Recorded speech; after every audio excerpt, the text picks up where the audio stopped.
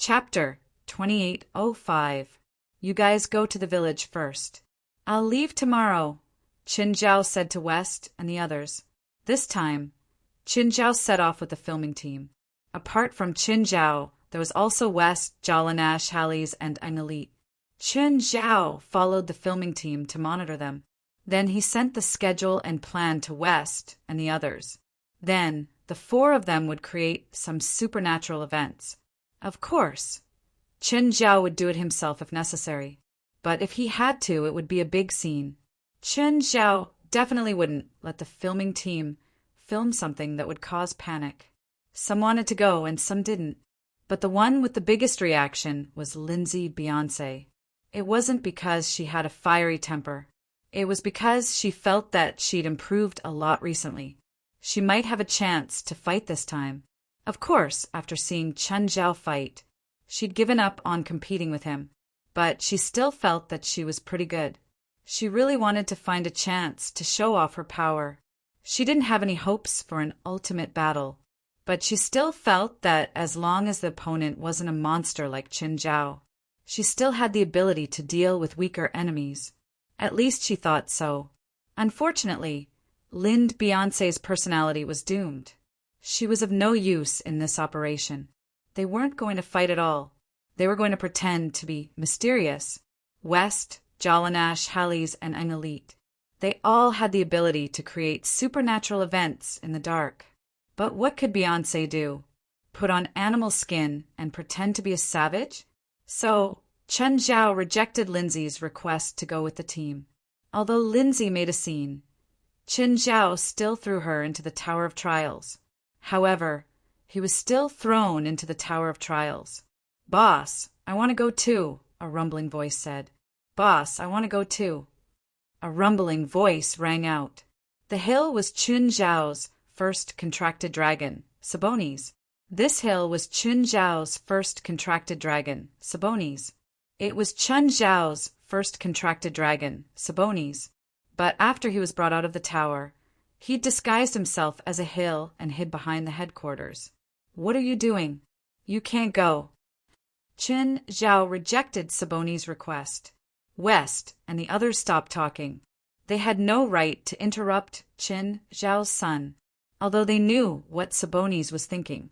Although they also felt sorry for Sabonis. However, they had no right to speak here. Ever since Sabonis became Qin Zhao's contract pet, he had been pretending to be a small mountain here. Several times, Sabonis had requested to sneak out for a stroll at night. Even if it was just to spread his wings and soar above Los Angeles, it would be enough. Furthermore, it was guaranteed that it would not cause any disturbance. But West didn't dare to take the risk. After all, it was a giant dragon, and a giant dragon that did not know how to transform into a human. Even at night, there was a possibility of being discovered. At that time, it would be very troublesome. Moreover, Qin Zhao wasn't here, so they didn't dare to make decisions for him.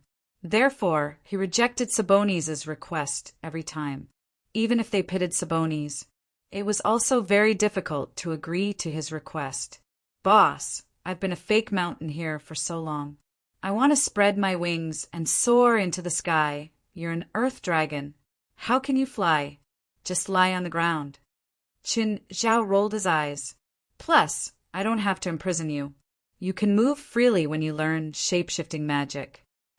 Back then, Qin Zhao had wanted to kill Sabonis directly. If Sabonis hadn't licked Qin Zhao's leg in the end, he would probably have become some magic material. Qin Zhao had found it troublesome at the time. Now, West's attitude toward him hadn't changed much. He was still like, "If you dare to cause trouble, I'll skin you alive." Sabonis' fear of Qin Zhao was still preserved from the scene of Qin Zhao tearing the 12-headed dragon father apart. Instead, the restriction of the contract became secondary. "Boss, I'm not interested in magic." "Then you can be a fake mountain forever." Originally, Sabonis had some expectations for his career prospects. No matter what, he was a member of the giant dragon clan. He couldn't compare to Qin Zhao, but he was much stronger than the members of the supernatural organization. There would be a time when he could use Qin Zhao. But reality slapped him hard in the face. Reality was the opposite of his plan. The strong ones wouldn't need his help at all. The weak ones wouldn't need his help at all. So, he was the most useless member of the supernatural organization now. West indeed felt pity for Sabonis. After all, every time Sabonis complained, it was him who did it. West didn't just feel pity for Sabonis. He was also extremely annoyed. No one knew that Sabonis only talked to him at night. Once he started, there would be no end to it. He would constantly talk about his dragon life. Sabonis was 500 years old this year. How many stories would there be in his dragon life? President, I think Sabonis can indeed participate in this mission. The fake mountain behind heard West's words and opened its eyes. When it looked at West, it was filled with gratitude. What can he do? Chen Zhao pursed his lips, his tone full of disapproval for Sabonis. He can create small-scale earthquakes. If this natural phenomenon appears at the right time, it'll be a great topic. Chen Zhao rubbed his chin and thought for a while. But he's so big, even if he flies at night, he might be discovered by radar. If he passes through the border, I'm afraid he'll be shot down by missiles. Maybe Norma has a way. Norma? Chen Zhao was surprised. What can she do? All the magic that Norma had mastered so far came from her nightmare bloodline. Chen Zhao really didn't know much about Norma's nightmare spells.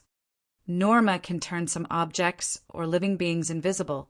No matter how advanced the radar is, it can avoid detection. Therefore, as long as Sabonis moves at night, Norma can ride him and give him some time to move around. So, if Sabonis goes, Norma has to go too?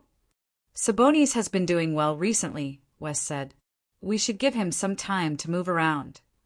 Doing well actually meant that he didn't make a fuss and just slept on the ground every day.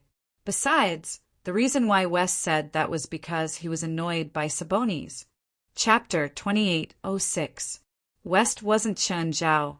Chen Zhao could summon Sabonis at his beck and call. West couldn't do that. After all, he was facing a dragon. Sabonis was Chen Zhao's pet. But if he lost his temper when Chen Zhao wasn't here, no one in the supernatural organization could take it. He felt that he should give Sabonis some space to move around. Even humans would get sick if they held it in for too long, let alone a dragon. That was why West spoke up for Sabonis. Chen Zhao thought for a moment and glanced at Sabonis' mountain form.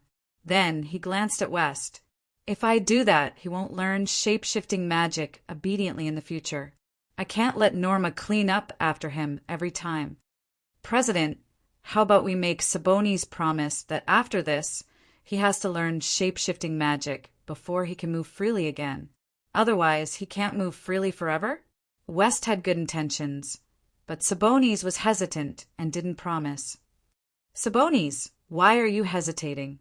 You want to be a bumpkin here forever, right? West urged. Okay, I agree. Boss. Sabonis looked at Chen Zhao pitifully. Smiling, Chen Zhao looked at Sabonis. That's not enough. How about this? If you can't learn transfiguration in 3 months, I'll drain your blood and dry your body. Sabonis nodded. The ground shook again. Sabonis was scared out of his wits. Boss. No, I'm not going. No, since we've already agreed, you can't refuse. Smiling, Chen Zhao looked at Sabonis. Plus, I'm a trustworthy person.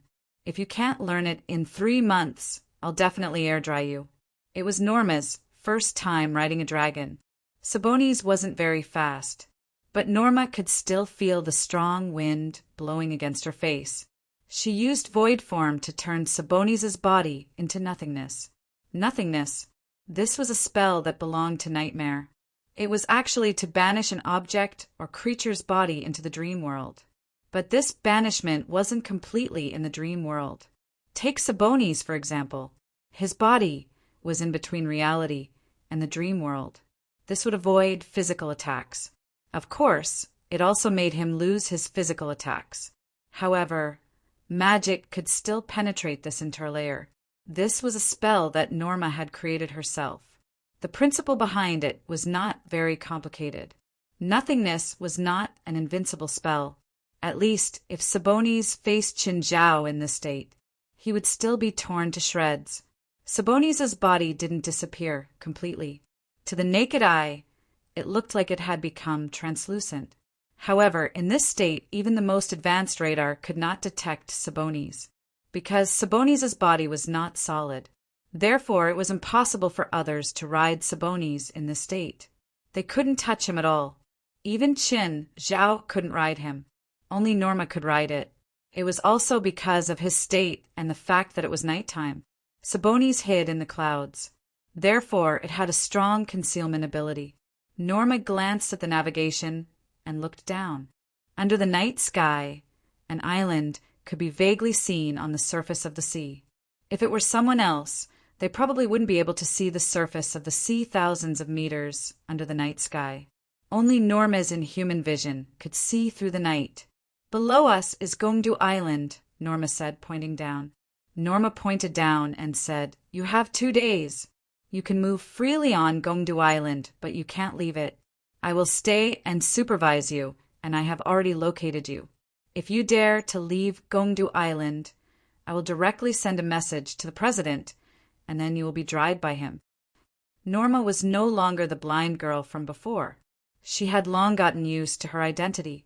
She was also the one who respected Qin-Zhao the most in the supernatural organization. "Norma, it's just a small island. I'll fly out of the border in 3 minutes. "Give me a wider area," Sabonis said, feeling wronged. When he was in the supernatural organization, he always hid in the form of a mountain. In reality, he still had contact with people from the supernatural organization. He knew that Norma was the most good-tempered and easy to get along with in the organization. Moreover, Norma was kind and not scheming. He felt that he should have a chance to bargain with her. "No, your area of activity is only Gongdu Island. Little girl, maybe you should get to know me again. I'm a dragon. I'm not negotiating with you. And you are still on my back." Sabonis' tone suddenly changed. It became condescending with a hint of threat. Norma's reaction was very calm. She took out her phone. "Hello, President. Hey, don't be rash. I'm just joking. Norma, what's wrong? Is Sabonis disobeying you?" "Boss, no, nothing. I'm playing with Norma. She's telling you that we're safe. We're already at Gongdu Island," Sabonis hurriedly called back. "Norma, is that big lizard telling the truth?" "Yes, we're at Gongdu Island. I'll report to you." "Okay. If he's disobedient, call me immediately. We don't have enough dragon materials in our warehouse. I don't mind using him to fill it up." Sabonis broke out in a cold sweat. "Boss, I'll listen to you 100%. Yes, Norma." Yes, listen to Norma." After hanging up, Sabonis finally heaved a sigh of relief. "Don't make it difficult for me," Norma said calmly. Sabonis was helpless. With a demon king like Qin-Zhao above his head, he had no right to speak at all. Facing Norma, he had no right to speak at all. As long as you learn shape-shifting magic, the president will allow you to move around. You're the one who doesn't learn it. Don't tell me that you're a dragon with natural magic talent and can't learn shape-shifting magic. The more powerful a creature is, the more painful the process of transforming into a weaker creature with a greater difference in strength will be. Not only that, suppressing one's own power will also be very uncomfortable. The difference in strength between dragons and humans is too great. If possible, I never want to become a human. Humans aren't all weak. The president is very powerful, at least much more powerful than you." Sabonis pursed his lips. "Boss is a special case. There are no more than 10 humans who are more powerful than dragons, and he's probably the only one who can reach his level. Norma, why don't I teach you some dragon magic, and you give me more space to move around? How about that? I have the nightmare bloodline. Other types of magic aren't suitable. If I really need it, the president will naturally have a way to get it for me." Chapter 2807. Falui Lysander looked at Chen Zhao in surprise. Mr. Chin, I thought you would arrive at the airport a little later. Be direct. Do you think I'll be late? Indeed, being late is the privilege of you rich people. At the same time, it's also within the range of my tolerance, Falui Lysander said with a smile. Then what can't you tolerate? If you violate the rules in the wilderness, your wealth and influence will allow you to receive preferential treatment in all aspects. This is the power given to you by civilized society, and I agree with this rule. But in the wilderness, your wealth will be useless, so you need to follow my orders. Actually, Falui Lysander was also emphasizing his authority. Chen Zhao did not object to Falui Lysander's attitude. After all, he was doing his duty. Those over there are my team members. You'll need to interact with them in the next few days, so you can go over and familiarize yourself with them now. Chen Zhao nodded. They were still waiting in the departure lounge, so he had enough time to greet the film crew. Chen Zhao walked directly to one of the few females in the team. She was also the prettiest. This woman is not only beautiful, but also fashionably dressed. However, her legs were not the white kind of long legs. Instead, he looked more like an athlete with a sturdy body. Hello, Miss Ryan. I've watched your show. The first person Chen Zhao greeted was the team's host. Chen Zhao had done his research on the team beforehand. Ryan Velast was the face of this team. She was not the kind of beautiful vase that dressed to the nines, standing in the center of the stage and talking with fervor and assurance.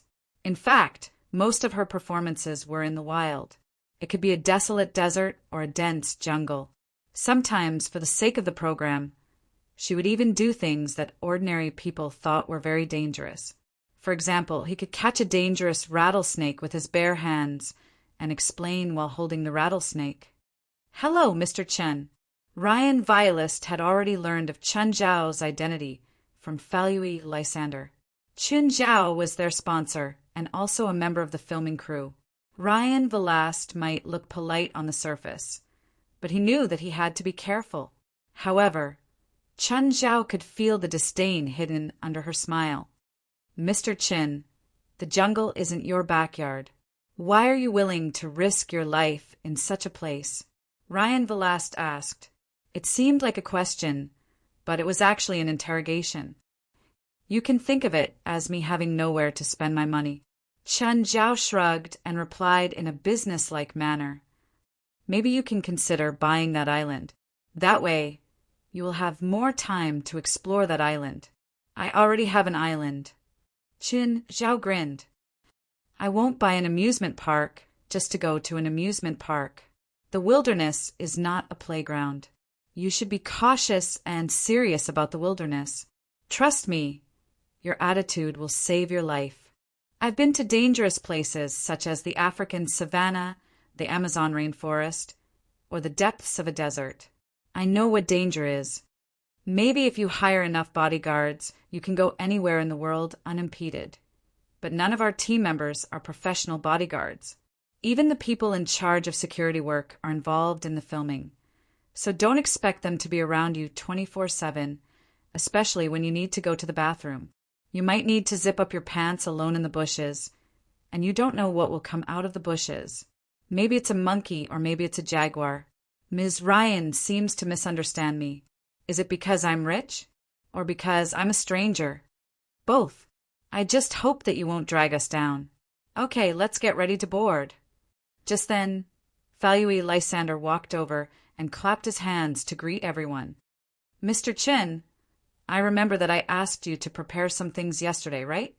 My things were flown to Mexico yesterday. They should be at the seaside resort by now. Okay, we can board the plane now. Their flight destination, Emerjo. Hermosillo was a city in northwestern Mexico. It was the capital of Sonora and also a coastal city. To the west of Hermosillo, 300 kilometers offshore, was Mexico's largest island, Tiburon Island. Tiburon Island was basically responsible for half of Mexico's horror stories. There were a few known cannibal tribes on the island. Of course, their final filming location was not Tiburon Island. there were still people on Tiburon Island, and there were even tourists. Therefore, it was not suitable for their filming location. Gongdu Island was farther from the Mexican coast. It was just an inconspicuous island with an area of less than 40 square kilometers. A few decades ago, there were some primitive tribes living on Gongdu Island. Later, they moved to the nearby coast and basically integrated into the local life. After less than 2 hours of flight, they arrived at Hermosillo. Without stopping, the team rushed to Yorktown and then transferred to Baishoa Village. Baishoa Village was also one of their filming areas. It used to not be called Baishoa Village. Later, it was changed to develop tourism. A quarter of the village's population had been primitive tribes a few decades ago. Not just Gongdu Island, but other islands as well. The village was not big, but there were good tourist attractions, so it was rather standard and safe. The public facilities were good too. It could not be compared to big cities, but it had all the necessities. There was also a resort in Baishoa Village. When Qin Zhao and the film crew checked into the resort, it was already 10 at night.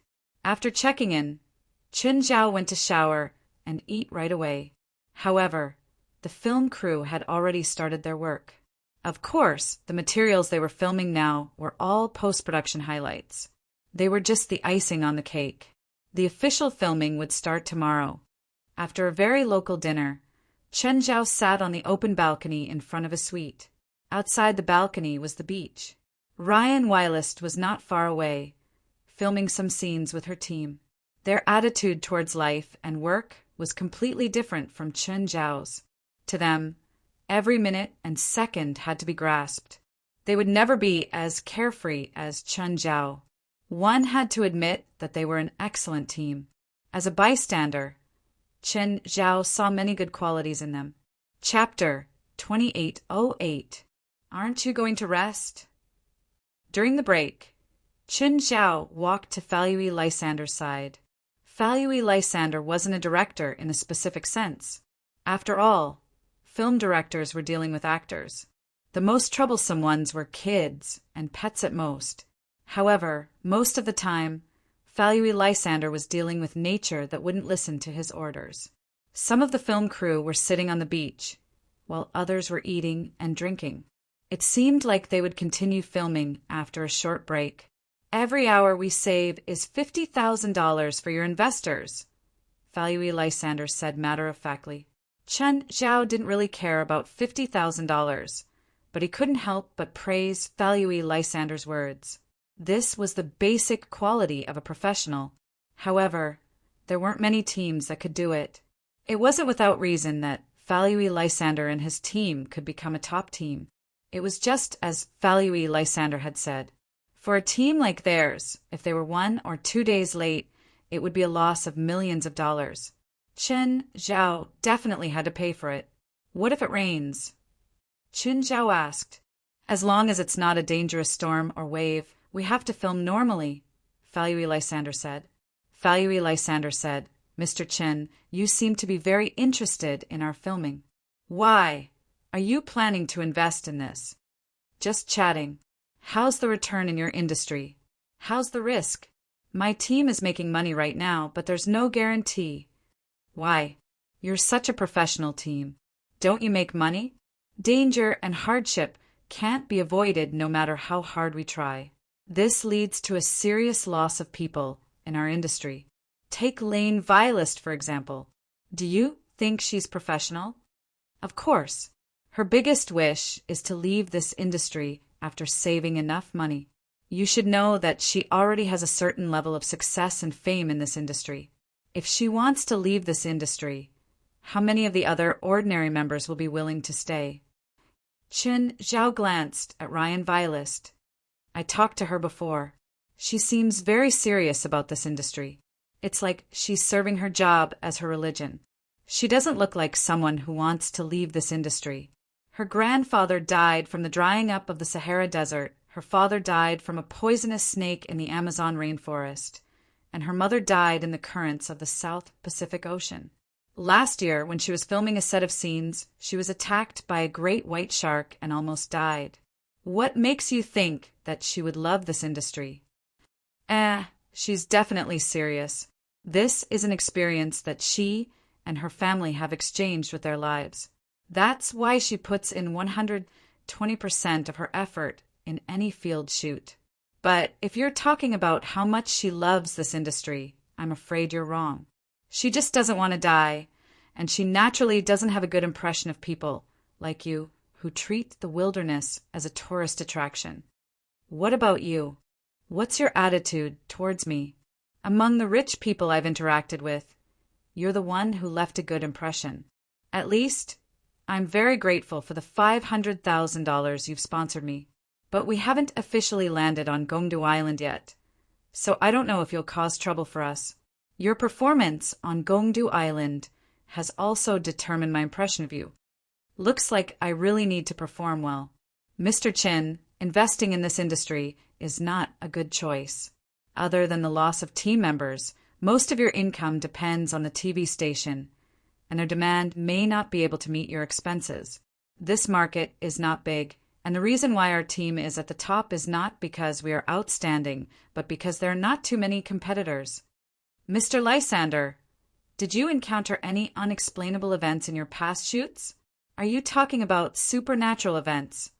Yes, some, but I think that it's just that current science can't explain them, or I can't understand them.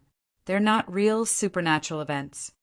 Then what do you think is a real supernatural event, Mr. Lysander? If one day God appears in front of me or a dead person floats in front of me, I think that would be a supernatural event, not some specious or coincidental event. Chun Zhao smiled and didn't say anything else. Then Falui Lysander clapped his hands, telling the team to tidy up and continue shooting. The filming lasted until 2 a.m. before the film crew called it a day. Chun Zhao went back to his room early to rest. In fact, West, Jalanash, Halleys, and an elite had already arrived at the resort. However, they didn't meet. Even if they did, they would just treat each other as strangers. The next day, the team went to find some local seniors. They were mainly in charge of telling stories. No one cared if the seniors were telling the truth or not. They weren't making a science show anyway. Some of the stories told by the seniors were realistic and attractive, so they would be edited into the film later on. As for whether it was a story from Gongdu Island, who cared? Even if it was a legend or custom from another place, it would be changed after editing. West and the others went to Gongdu Island in advance. They had to set up some things on the island. The filming in the White Bunch Flower Village only took a day. What came next was the real highlight. They went to Gongdu Island to shoot. The film crew also hired a local as a guide for Gongdu Island. The guide had been to Gongdu Island a few times. He knew its legends and could speak English. On the third day, the team and Chen Zhao boarded the boat to Gongdu Island. Everyone, including Qin Zhao, was dressed neatly and equipped with outdoor equipment. Qin Zhao didn't like turbulence. It seemed that no matter how strong he was, he couldn't overcome seasickness. This was probably Chen Zhao's most obvious weakness. Qin Zhao looked at the guide, who was kneeling on the deck and seemed to be performing some kind of ritual. "What's he doing?" Qin Zhao asked. "He said that the god of the sea doesn't like us. The huge waves today are the god of the sea's warning to us. He's advising us to return now." "What do you think?" Smiling, Falui Lysander said, "I told him to return the money he took from us. Then he said he'll pray to the god of the sea and ask him to forgive us." Which myth is the god of the sea they believe in? I don't know. He's a descendant of the local natives. They don't have a complete myth system. Almost every tribe has their own beliefs. 9. Heaven's God King. Chapter 2809. The native guide had his bottom line. Yes, money was his bottom line. Whatever Qin Zhao and the film crew did on the boat would be punished by the god, unless they paid. Fishing was $5, smoking was $5, a couple kissing in the cabin was caught by the native guide and had to pay $10. Otherwise, it would be blasphemy to the god of the sea. In the end, it was Falui Lysander who showed his power. $200 shut the native guide up completely. Chen Zhao couldn't help but sigh. The god of the sea that the native guide believed in was pitifully cheap.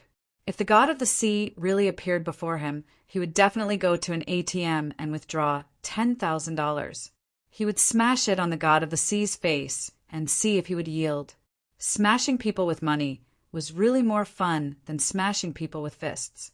Of course, the voyage of a few hours wasn't enough time for the god of the sea to appear. The film crew's boat had already docked. The dock here was just a simple dock made of a few rotten boards and cement. Basically, a tropical typhoon could make the dock go back and forth. Of course, it was enough for them to go back and forth this time. Chun Zhao scanned the shore. His senses spread to the entire Gongdu Island. Soon, Chun Zhao sensed Sabonis' aura. Sabonis' aura was the strongest. It was also the first to be discovered by Chan Zhao. The others were all there too. No one was missing. Sabonis continued to act as a fake mountain. This was his job. Falui Lysander began to arrange the filming. The exploration shows and survival shows that the audience had seen on TV all claimed to be real. In reality, many scenes were staged. Even the so-called animal corpses might have been prearranged. At least, Chin Zhao saw that half of what Ryan Velast and the other team members said was from the script. Of course, in this wilderness, an individual's ability to improvise was also needed.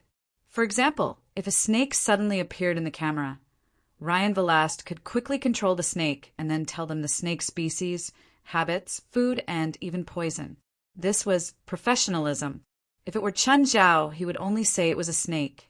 A poisonous snake. It should be extremely poisonous.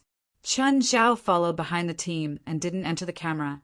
Ryan, there's movement in the bushes on your left. Lead the team there. I think it's a small wild boar. Ryan Velast nonchalantly led the team in the direction Falui Lysander had pointed. When he parted the bushes, there was indeed a half-sized wild boar charging out. Ryan Velast was mentally prepared. He calmly raised his leg and kicked the boar's head. The wild boar immediately lay on the ground and tried to stand up shakily. The others immediately went forward to suppress the wild boar. Looks like we'll have something to eat tonight. Ryan Velast smiled at the camera. This is a subspecies of North American wild boar, a mountain wild boar. Don't be fooled by its small size. In fact, it's already an adult. In such an environment, it's already a rare delicacy. Of course, it's not a protected animal. Okay, this scene is over. You can disembowel this guy now. Falui Lysander waved his hand. Of course, the scene of disemboweling would not be shown on camera. Chen Zhao suddenly saw a plant. He parted the bushes and reached out to pick it. Stop! Falui Lysander yelled. What's wrong? Chen Zhao turned around and looked at Falui Lysander in confusion. This is spicy grass. It's extremely poisonous. Do you want to die? Mr. Falui, I'm a professor of medicine, and I'm also proficient in Chinese herbal medicine. I know what this thing is. The scientific name of this thing is lily of the valley, not spicy grass. Spicy grass and lily of the valley belong to the same family but different species. However, if you carefully distinguish the difference between lily of the valley and spicy grass, you can tell the difference between the two. Spicy grass leaves are smaller, and the stem has thin thorns, while lily of the valley can be eaten directly and is also a very good medicinal herb. Chen Zhao reached out and picked the lily of the valley. Of course, with your rules, you can't randomly throw plants into your mouth in the wild. Falui Lysander was dumbfounded by Chen Zhao's words. In the end, he shrugged helplessly. Fine. I'm indeed not as good as you in botany. What Falui Lysander was really satisfied with was Chen Zhao's attitude. Although he was sure that it was lily of the valley and not spicy grass, he didn't need it to confirm it. If Mr. Chen is interested, you can become my temporary team member, Falui Lysander said tentatively. Actually, he didn't have any hope at all. After all, Qin Zhao was rich, a very rich one at that. Exploring with his team didn't mean that he would be a member of the film crew. I'm an amateur. Our team lacks an expert who's familiar with plants, Falui Lysander said. I just hope that you won't make me pay $500,000 the next time I come. Of course, Chen Zhao wouldn't really become a member of the film crew. Instead of living a good life, he would go into the forest all day. Chen Zhao didn't think that he was that stupid. Even this time, other than having other plans, Chen Zhao also wanted to have fun. He didn't want to go from an amateur to a professional. Just think about it. Even a professional like Ryan Velast wanted to leave this industry. How many amateurs would be willing to enter this industry? Just then, a strong gust of wind blew in front of them. It was so strong that everyone, caught off guard, fell to the ground. Apart from Chen Zhao, more than 10 people were lying on the ground. Some equipment had also fallen to the ground. The scene was a mess. Damn, where did such a strong wind come from? Sometimes sea breezes are just that strong, Chen Zhao said with a shrug. No, the direction of the wind isn't right.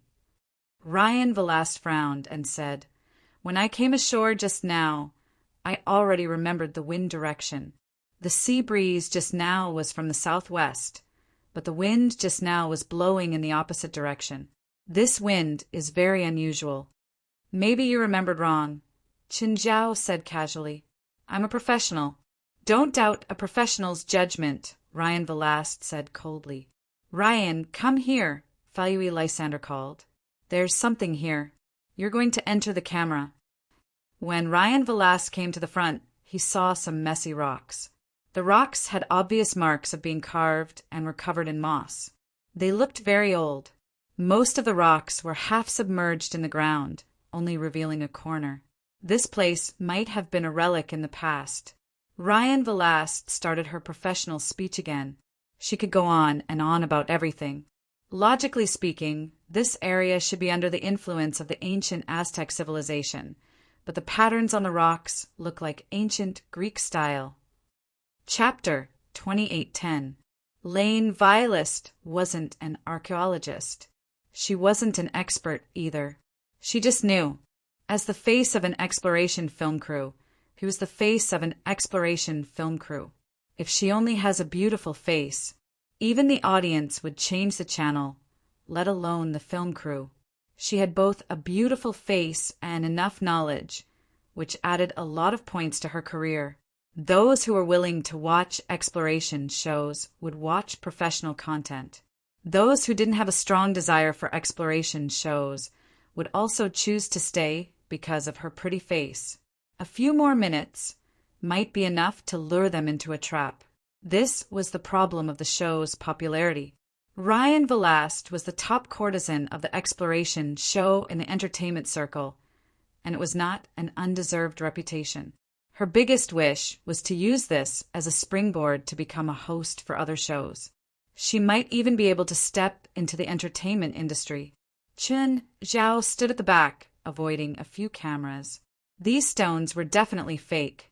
He just didn't know how West and the others had done it. If Chen Zhao hadn't known beforehand, even he would have been fooled. At least he couldn't see any flaws. Do you see this? This pattern is the typical Samra pattern of ancient Greece.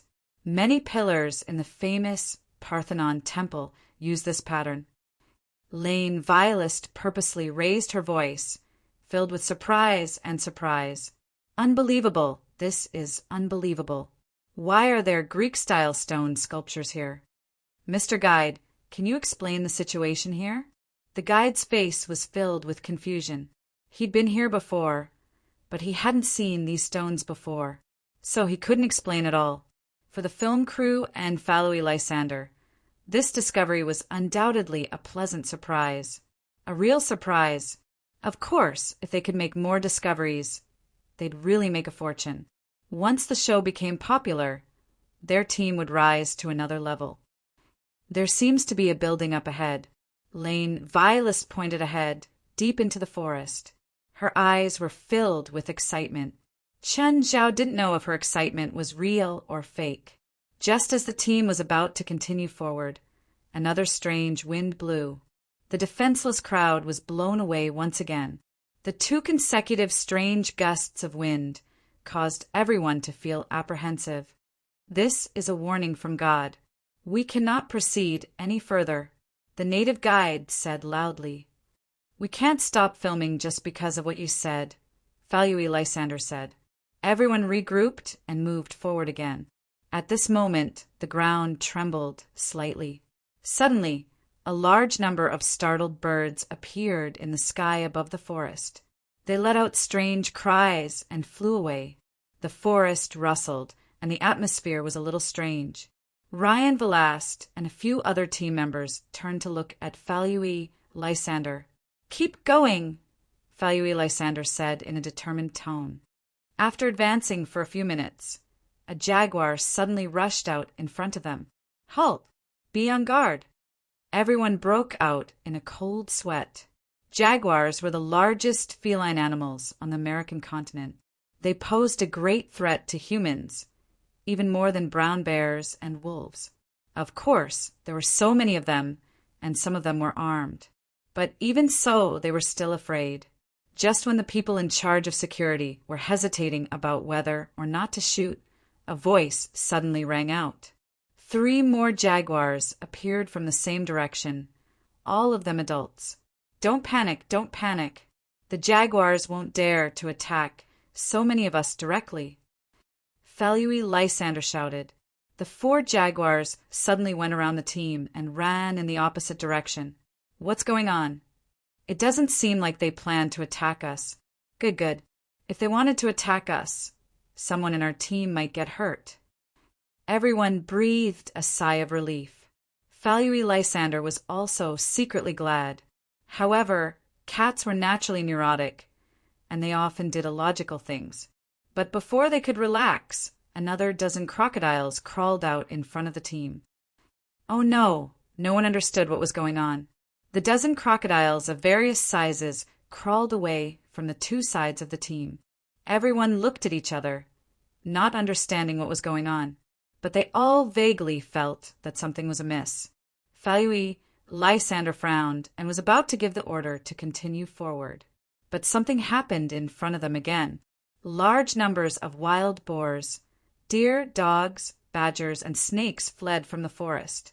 Their paths were surprisingly consistent with the jaguars and crocodiles in front of them. What's going on? I think these animals are scared by something. I believe those herbivores are scared, but what can scare crocodiles and jaguars? Cougars? That's not funny at all. Everyone discussed one after another. Falui Lysander told the team to rest for a while before continuing. At this moment, his curiosity was piqued. He was also looking forward to filming something special. As for safety, it wasn't that important in front of profit. In fact, the previous scenes had already been edited and broadcasted. But it wasn't enough to satisfy Falui Lysander's appetite. He wanted to film more things. Qin Zhao glanced at the sky. The startled birds were still scurrying around. Qin Zhao hid his hands behind him and pressed down. The birds in the sky seemed to have been attacked by something. It was as if it was raining, falling continuously. Everyone sucked in a breath of cold air. At this time, if there were still people who could not feel this strange situation, then their brains were really not fully developed. Mr. Falui, are we still moving forward? One of the members in charge of filming turned to look at Falui Lysander worriedly. Did you record the scene just now? Falui Lysander asked. Yes. Then let's keep going. But don't you want to be famous? Think about it. If we broadcast this, how much profit will it bring? Everyone here, you, me, all of us will be noticed by everyone. Everyone was still convinced by the future that Falui Lysander had outlined, including Lane Violist. In fact, her desire wasn't any less than Falui Lysander's. She wanted to be famous more. There seemed to be such a chance before her. In the team, the only one who backed out was the native guide. After failing to persuade Falui, he ran out of the forest muttering to himself. When he left, Falui Lysander said, "Take a picture of that guy's back." Add some captions and cut it in later. Chapter 28:11. An escaped native guide was obviously a good gimmick. Although some people were nervous, some were uneasy. Most people still wanted to go check it out. Fallowy Lysander picked up a dead bird. It looked like it had been squashed to death. But how could it be squashed to death in the sky? But this was an unexplainable mystery. There might never be an answer. Just then, they heard the sound of water. Not long after, everyone saw a pool of water. A waterfall rushed down from the cliff, and the sound of water they heard came from the waterfall. The pool wasn't big, probably only a few dozen square meters. There was a protruding rock in the middle of the pool. And the strangest thing was that there was a golden trident stuck in the rock. Is that the trident of the sea cucumber Poseidon? Don't joke around. That thing looks like a prop that someone deliberately placed there. Is someone messing with us? At this moment, a vortex-like black cloud appeared in the sky above the pool. With the pool as the center, it spread out in circles. Point the camera at the sky and capture the strange scene. Mr. Fallowy, do you want me to take down that golden trident? Ryan Velast looked at Fallowy Lysander with eager eyes. Wait, there seems to be something in the water, Fallowy Lysander said cautiously. Water. Ryan Velast frowned and looked into the water. Snake! Snake! A team member who had been close to the pool suddenly yelled and retreated. A ferocious snake head popped out of the water. Anaconda! Almost everyone in the team knew the world's largest snake. As members of the Discovery Program's crew, they had all seen an anaconda. It was the only snake in the world that had the ability to swallow an adult. Adult anacondas were generally over 4 meters long, and the largest and longest anaconda found by humans could reach 7 meters. But it was said that in the Amazon rainforest there were even larger and longer anacondas. And the anaconda in front of them was clearly the super one. It was at least 8 meters long. Its movements weren't fast, but it carried a fatal pressure. Ryan Velast was also scared to the point of breaking out in a cold sweat. If she had risked going into the water just now, she might have been hanged by this forest serpent. One should never doubt the lethality of forest boas. Adult forest boas could even strangle water buffaloes to death. As for humans, they were not even their biggest food source. Even adult caimans were in their diet. As for the super standard senpai in front of them, its menu would be more extensive. Perhaps their eating speed was very slow, but their killing speed was absolutely top-notch. As long as a human was entangled by the anacondas, it would only take 10 seconds for the anacondas to crush their internal organs. It was as easy as a human popping an egg. Fortunately, the forest boa did not come ashore. Otherwise, it would be very troublesome to deal with this big guy. However, it was also quite troublesome in the water. The anaconda swam slowly in the pool, then climbed onto the rock in the middle of the pool. Its huge body wrapped around the golden trident. It looks like the guardian of the artifact. Maybe that really is the trident of the sea cucumber Poseidon. Who? At this moment, a whistling sound came from above their heads. When they looked up, they saw an extremely fast black shadow flash across the treetops. However, because of its extreme speed, it was beyond the limits of what the human eye could capture. Therefore, they could not see what it was at all. Pekka, you used a high-powered camera. Did you get any images? Let me see. Pekka turned on the playback function of the camera. Chun Zhao frowned. He actually did not know that the person was using a high-powered camera. The black shadow just now was an elite in disguise. Chun Zhao did not know if it had been captured. Mr. Fallowy, I didn't get the full picture. I only saw a vague black shadow. What animal is it? A monkey? No. Although the number of frames is low, I can vaguely tell that it's a human shape. It's definitely not wearing clothes. It looks more like a body wrapped in grass or animal skin. Could it be the same as that giant snake, a wild beast that protects the divine artifact? Fallowy Lysander's eyes flashed. his expression hesitant. Everything in front of him indicated that the golden trident placed there was very likely to be the real deal. Even if it was not Poseidon's, it probably had great research value. Falui Lysander looked around. He was not willing to leave just like this. Use the gun to shoot the anaconda. Who? As soon as Falui Lysander finished speaking, a strong gust of wind blew past without any warning. Everyone swayed from side to side again. Moreover, unlike before, the gale this time was continuous. The surrounding trees were also rustling in the strong wind.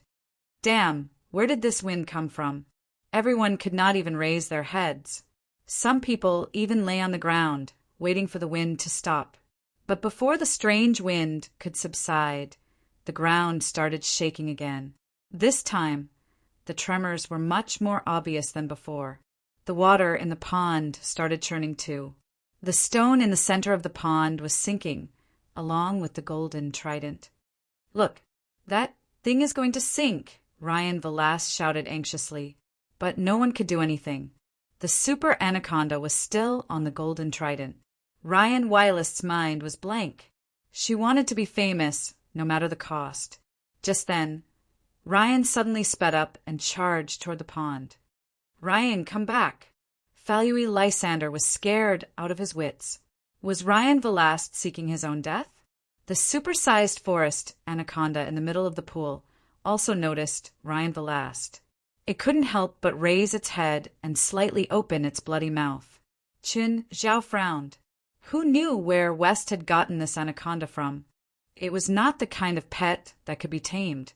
It was just a wild beast that could really devour humans. Ryan would only be committing suicide if he charged over like this. Qin Zhao pressed down with his sneaky palm. Ryan, who had already jumped, suddenly felt an invisible force fall on his head. Splash! Ryan Velast fell head first into the water. Everyone was a little surprised. The scene of Ryan Velast falling into the water did not make sense. Ryan Velast could jump more than 7 meters when he sprinted. But just now, after Ryan Velast took off, he suddenly plummeted from 2 meters away. This clearly violated the laws of physics. Chapter 2812. Falui Lysander rushed to the shore and grabbed Ryan Vilist. At the same time, he grabbed a rope with his other hand. Pull it back. Let go. That's our chance to become famous. Ryan Vilist yelled excitedly. Ryan Vilist yelled. If you want to die, you better find a place with no one around. Ryan Vilist's eyes were still red, but it seemed like she didn't want to die anymore. The two were pulled up by the team members on the shore. Even so, she still couldn't forget about the golden trident in the pond. Chen Zhao also had a new view of Ryan Wylist. This woman was willing to die for fame. Although Falui Lysander also wanted to be famous, he also wanted to get rich. But his desire had never surpassed his rationality. He still looked at everything rationally. He didn't view fame as more important than his life. Enough, Ryan. What we filmed is enough for you to be famous, Falui Lysander said. Also, your actions just now can be edited to make you stand out more. Falui Lysander said. After hearing Falui Lysander's words, Ryan Velast gave a slight evaluation of the situation. However, her eyes were still filled with longing for the golden trident. But by then, the golden trident had already sunk into the pond along with the floating rock, completely disappearing. Her eyes were still filled with unwillingness. Falui Lysander and the other 2 members guarded her to the death. They were afraid that she would take things too hard and dive in. Ryan, do you want to live and enjoy the fame and fortune that comes with being famous, or do you want me to help you receive your wealth and glory after you die? Ryan Velast cursed under his breath and finally gave up on the idea of jumping down. Seeing that Ryan Velast had given up on the idea, Falui Lysander heaved a sigh of relief. If anyone in the team died, it would be a disaster for the team. If it was Ryan Vilist, it wouldn't just be a disaster. It would be the end of the world. If the host of a film team died during a filming mission, no matter what the reason was, The team would have to face disbandment. Falui Lysander suddenly looked at Qin Zhao. He realized that Chen Zhao had remained calm from the beginning to the end. Even when facing the golden trident, he still had a faint smile on his face. It didn't matter if the golden trident was Poseidon's weapon or not. At least the strange sight was real. Any normal person would have some reaction.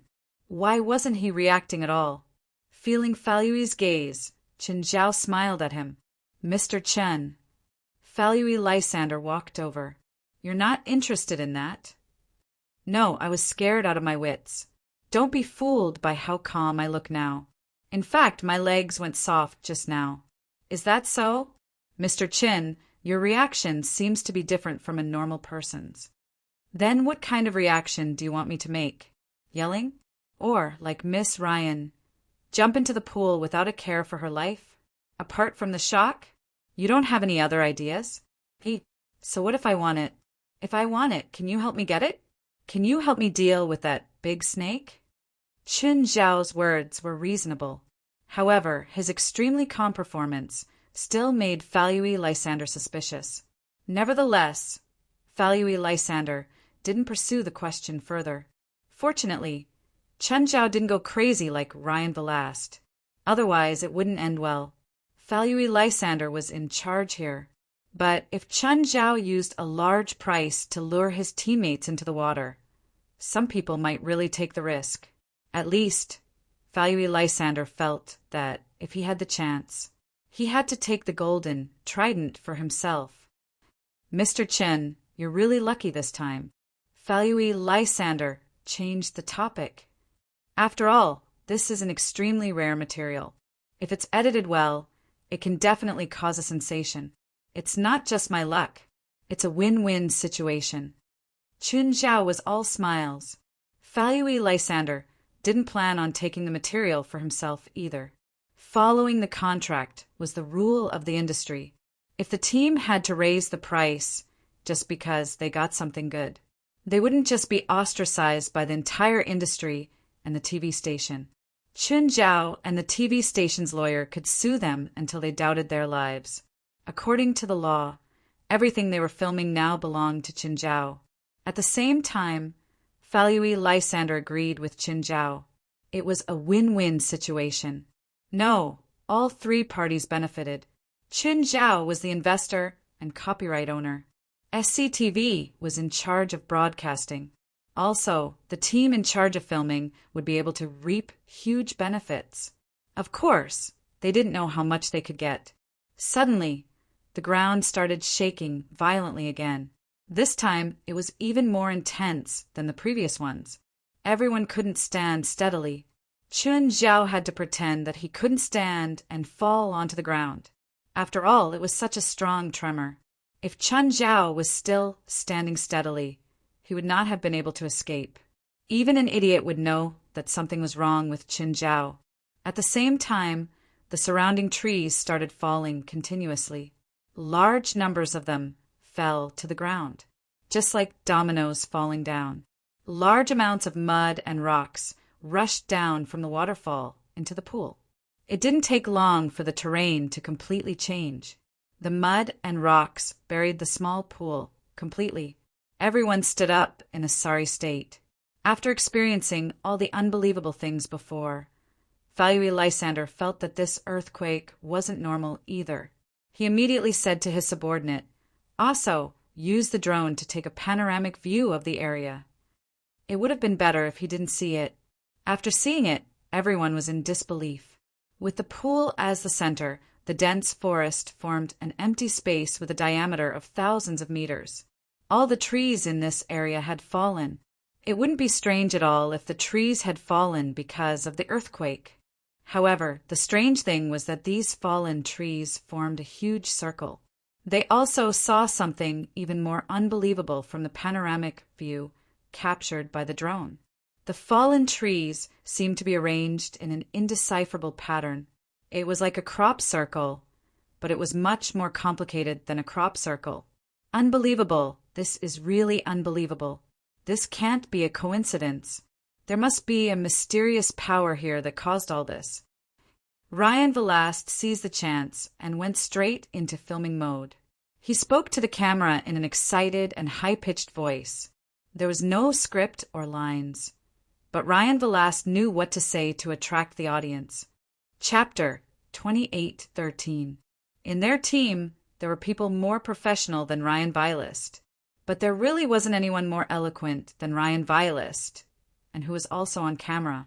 That was why Ryan Velast was so precious. Also, there was her psychological quality.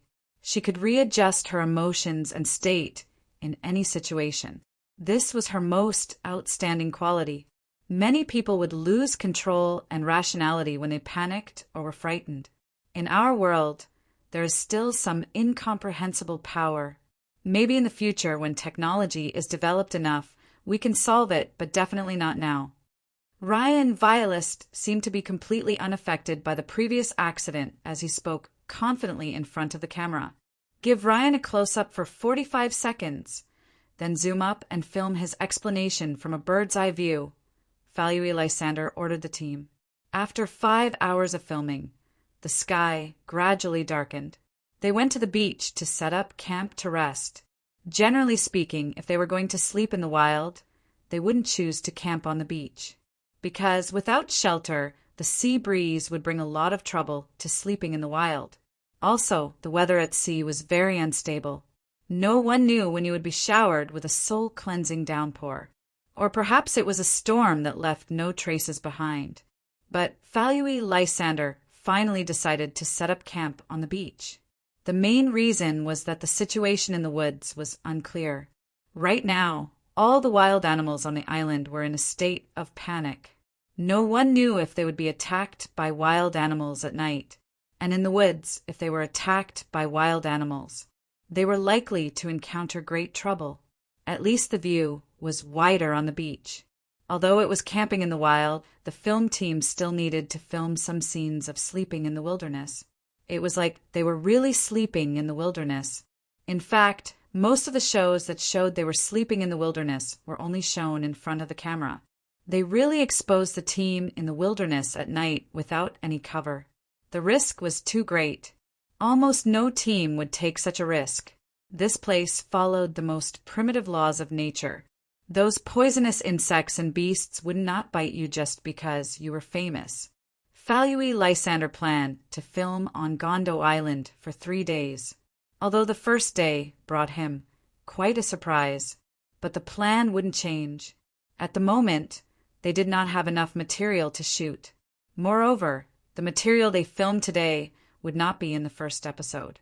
Because 3 episodes were a unit, if the first episode was filled with all sorts of supernatural scenes and content, and the second and third episodes returned to mediocrity, then it would only lose its appeal to the general audience. Therefore, the content of today's filming was likely to be split up. Furthermore, the truly important content would be placed in the second and third episodes. Moreover, it was done with enough suspense, leaving room for people to speculate. As for why they were in the territory of the Inca and Mayan civilizations, there will be traces of ancient Greek civilization. That would depend on how they would edit and justify themselves. Chen Zhao never doubted their professionalism and abilities. In fact, this was a basic operation for any program production team. Most of the content that ordinary viewers saw on TV was edited.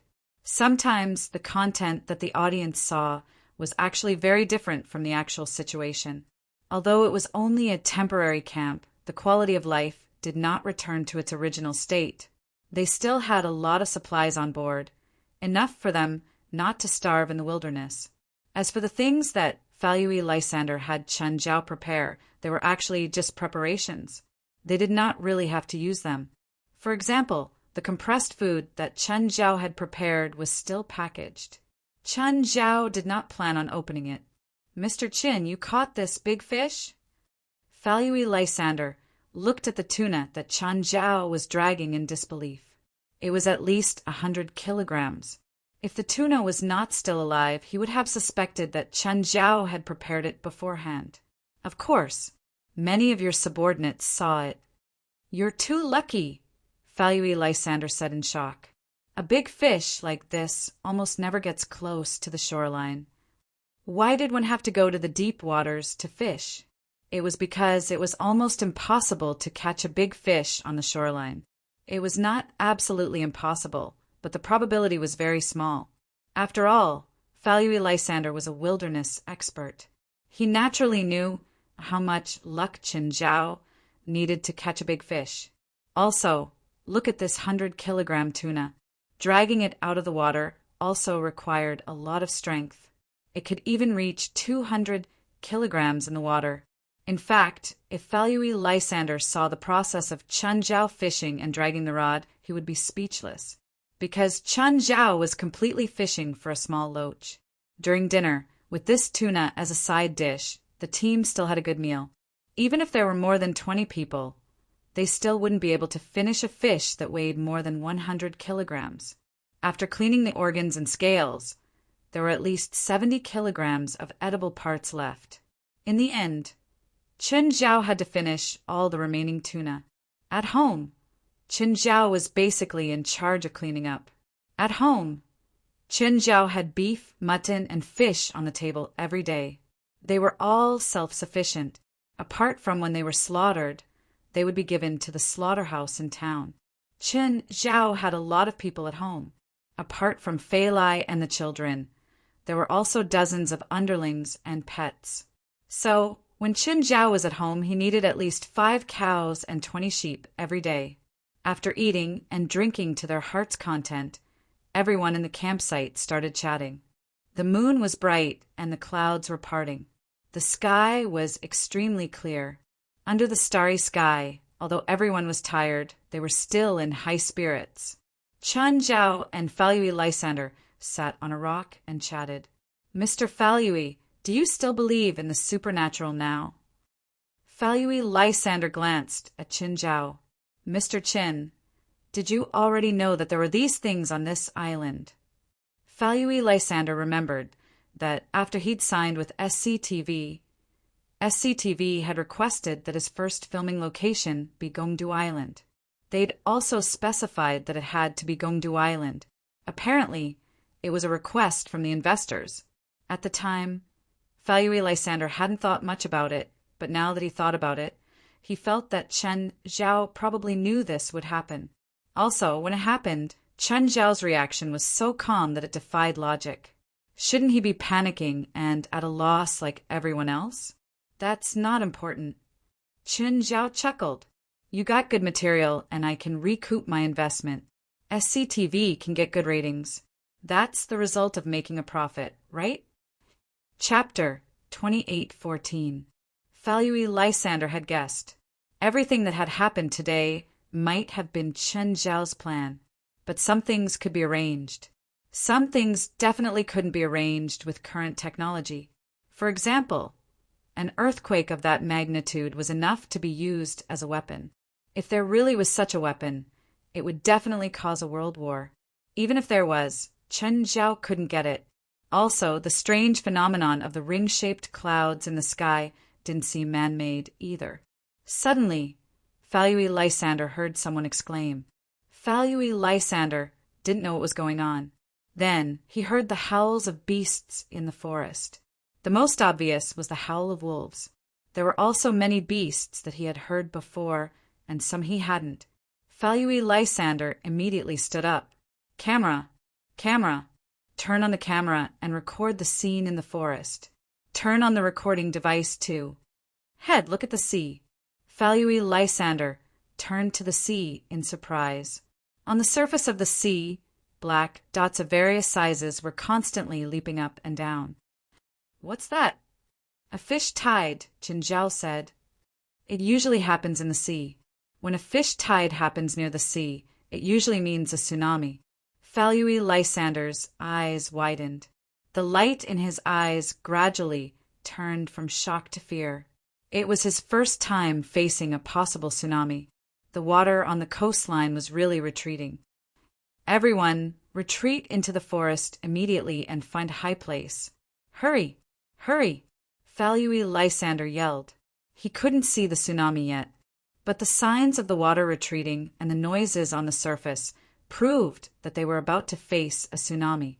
It might be an extremely shocking one. Thankfully, Gyeongdu Island wasn't big, but there were many high places. They soon found a place to stop on a mountain that wasn't too tall or short. Just then, they could see a white line on the coastline under the moonlight and starry sky. The tsunami was really coming. "I think it's 20 meters," a team member said.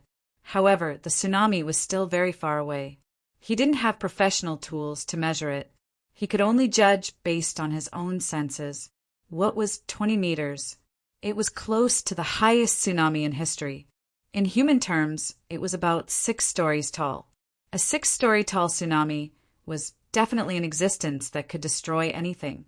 The first thing that came into contact with Gyeongdu Island was not the tsunami, but the howling wind. At the same time, the tsunami also brought along a huge airflow. All the trees on the island were blown over. The heavy responsibility at the top of the hill could only lie on the ground. He couldn't even lift his head due to the strong wind. Only the cameraman who was in charge of operating the camera continued to shoot. Chen Zhao secretly took care of them. After all, Chen Zhao had created such a big scene. It wasn't just for them to see. It was for the TV audience. When the tsunami reached the coastline of Gyeongdu Island, everyone was shocked. Because it was not a 20-meter tsunami, but a 40-meter tsunami. Of course, with the height they were at, there was no need to worry about tsunami attacks, unless the tsunami could reach 100 meters. However, if there really was a tsunami of 100 meters, they basically didn't have to worry about the tsunami because they might have to worry about the end of the world. For them, a 40-meter tsunami was no longer a tsunami, but a historical event.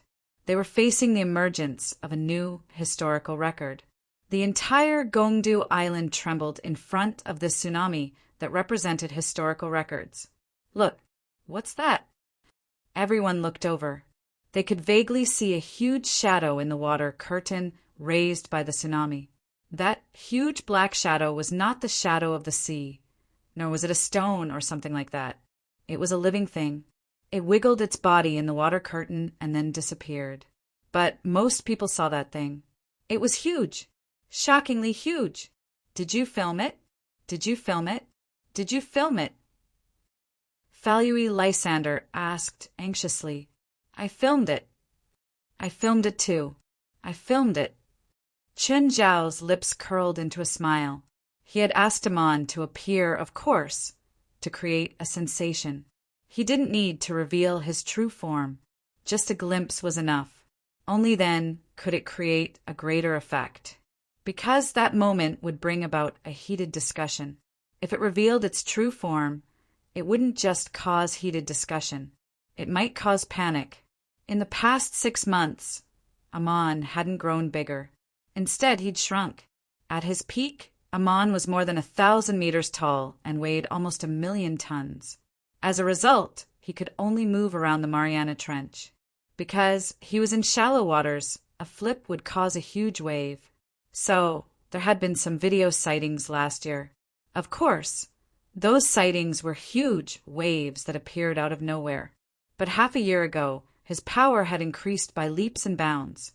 The sudden increase in power had caused his body to grow in reverse. In his normal state, his length had shrunk to around 500 meters. His weight had also decreased to 300,000 tons. He was 68 meters tall. He also had the ability to change his body shape, but it couldn't last long. He could shrink his body to 200 meters, but that could only last for 30 minutes. The glimpse just now was what he looked like when he shrunk to his limit.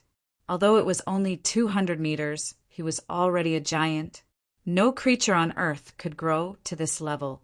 Chen Zhao had Amon shrink, mainly because the tsunami couldn't accommodate his body. If he was released in his normal 500-meter tall form, the tsunami wouldn't be able to cover his height. He would be taller and longer than the largest ship in the world. Falui Lysander trembled in the strong wind. But it wasn't because of fear. It was because of excitement. This was an unprecedented event, and he was the one who recorded it and discovered it. He, as well as his team, would gain both fame and fortune from this. Falui Lysander looked at Chen Zhao subconsciously. Chen Zhao also looked at him and gave him a smile. He seemed to be mouthing, "Good job." Falui Lysander frowned, but he didn't think too much about it. Chen Zhao's calm reaction was indeed unusual, but at the moment he was about to lose his mind from the predictable success. Of course, the most important thing now was to protect the results and not have any casualties. Otherwise, it would be very troublesome. Chapter 28:15. The next day, when the sun shone on Gongdu Island, everyone felt like they had been reborn. Actually, the tsunami last night wasn't that scary to them. After all, they were on the top of the mountain. Unless the tsunami destroyed the entire island, they wouldn't be hurt. Also, the terrain of Gongdu Island meant that it wouldn't cause any damage. At most, it would destroy some of the forest soil. When the tsunami washed ashore last night, about half of Gongdu Island was submerged in seawater. In such salty soil, all the plants there would die. Only after a few decades would the salinity in the soil degrade and plants would grow again. Chen Zhao didn't feel guilty about the damage he'd caused. He could just donate a few $100,000 to the local government as compensation. But for the film crew, what happened last night was a magical experience. The entire process could only be described as unbelievable. But their biggest problem now was that the boat had been overturned.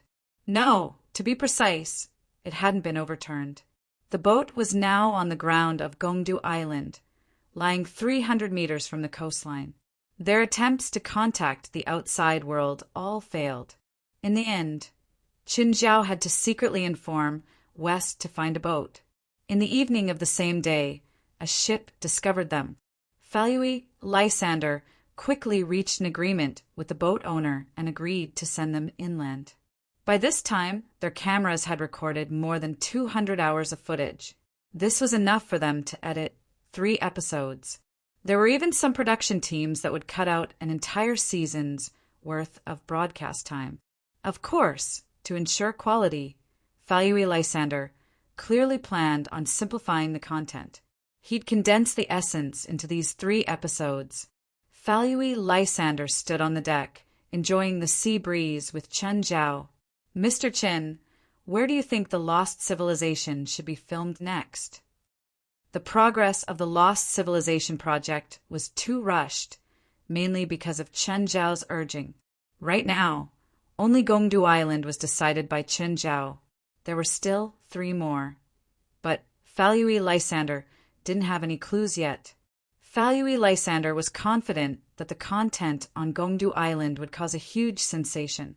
But if they couldn't keep up with the rest of the content, the effect of the Lost Civilization would be greatly reduced. This was also what gave him the biggest headache.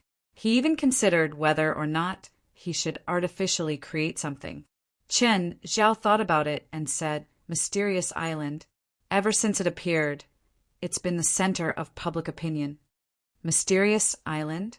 Is it the island that suddenly rose from the bottom of the sea 3 months ago?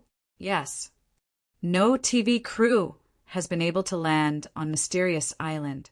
TV stations all over the world want to land on the island, but none of them have been denied. Only a small number of researchers have been able to land on the island, and the equipment they bring with them is restricted. They are not allowed to bring cell phones, video cameras, or cameras. All the photos we have seen so far are provided by the Mysterious Island officials. "I'm the owner of that island," Qin Zhao said. "At least I'm a major shareholder, so I can decide." Falui Lysander froze for a moment, an expression of I see appearing on his face. No wonder Qin Zhao was so rich. Everyone knew that the Mysterious Island was a treasure trove the moment it appeared in front of them. Nowadays, any project on the mystical island represented great wealth.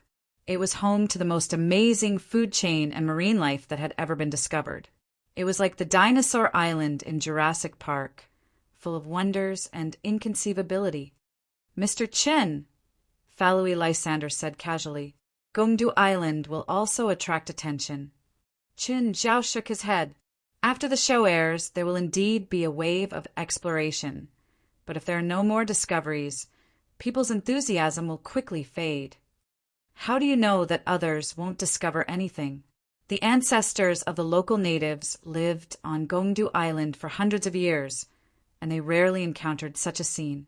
What do you think are the odds that the researchers and tourists will encounter the day and night that we experienced before their enthusiasm wanes? Qin Zhao said disapprovingly. Also, the Mexican government might list Gongdu Island as a forbidden area and not allow outsiders to get close. This was how most governments handled things. Usually, when supernatural events occurred in certain areas, the government would not develop it into a tourist project.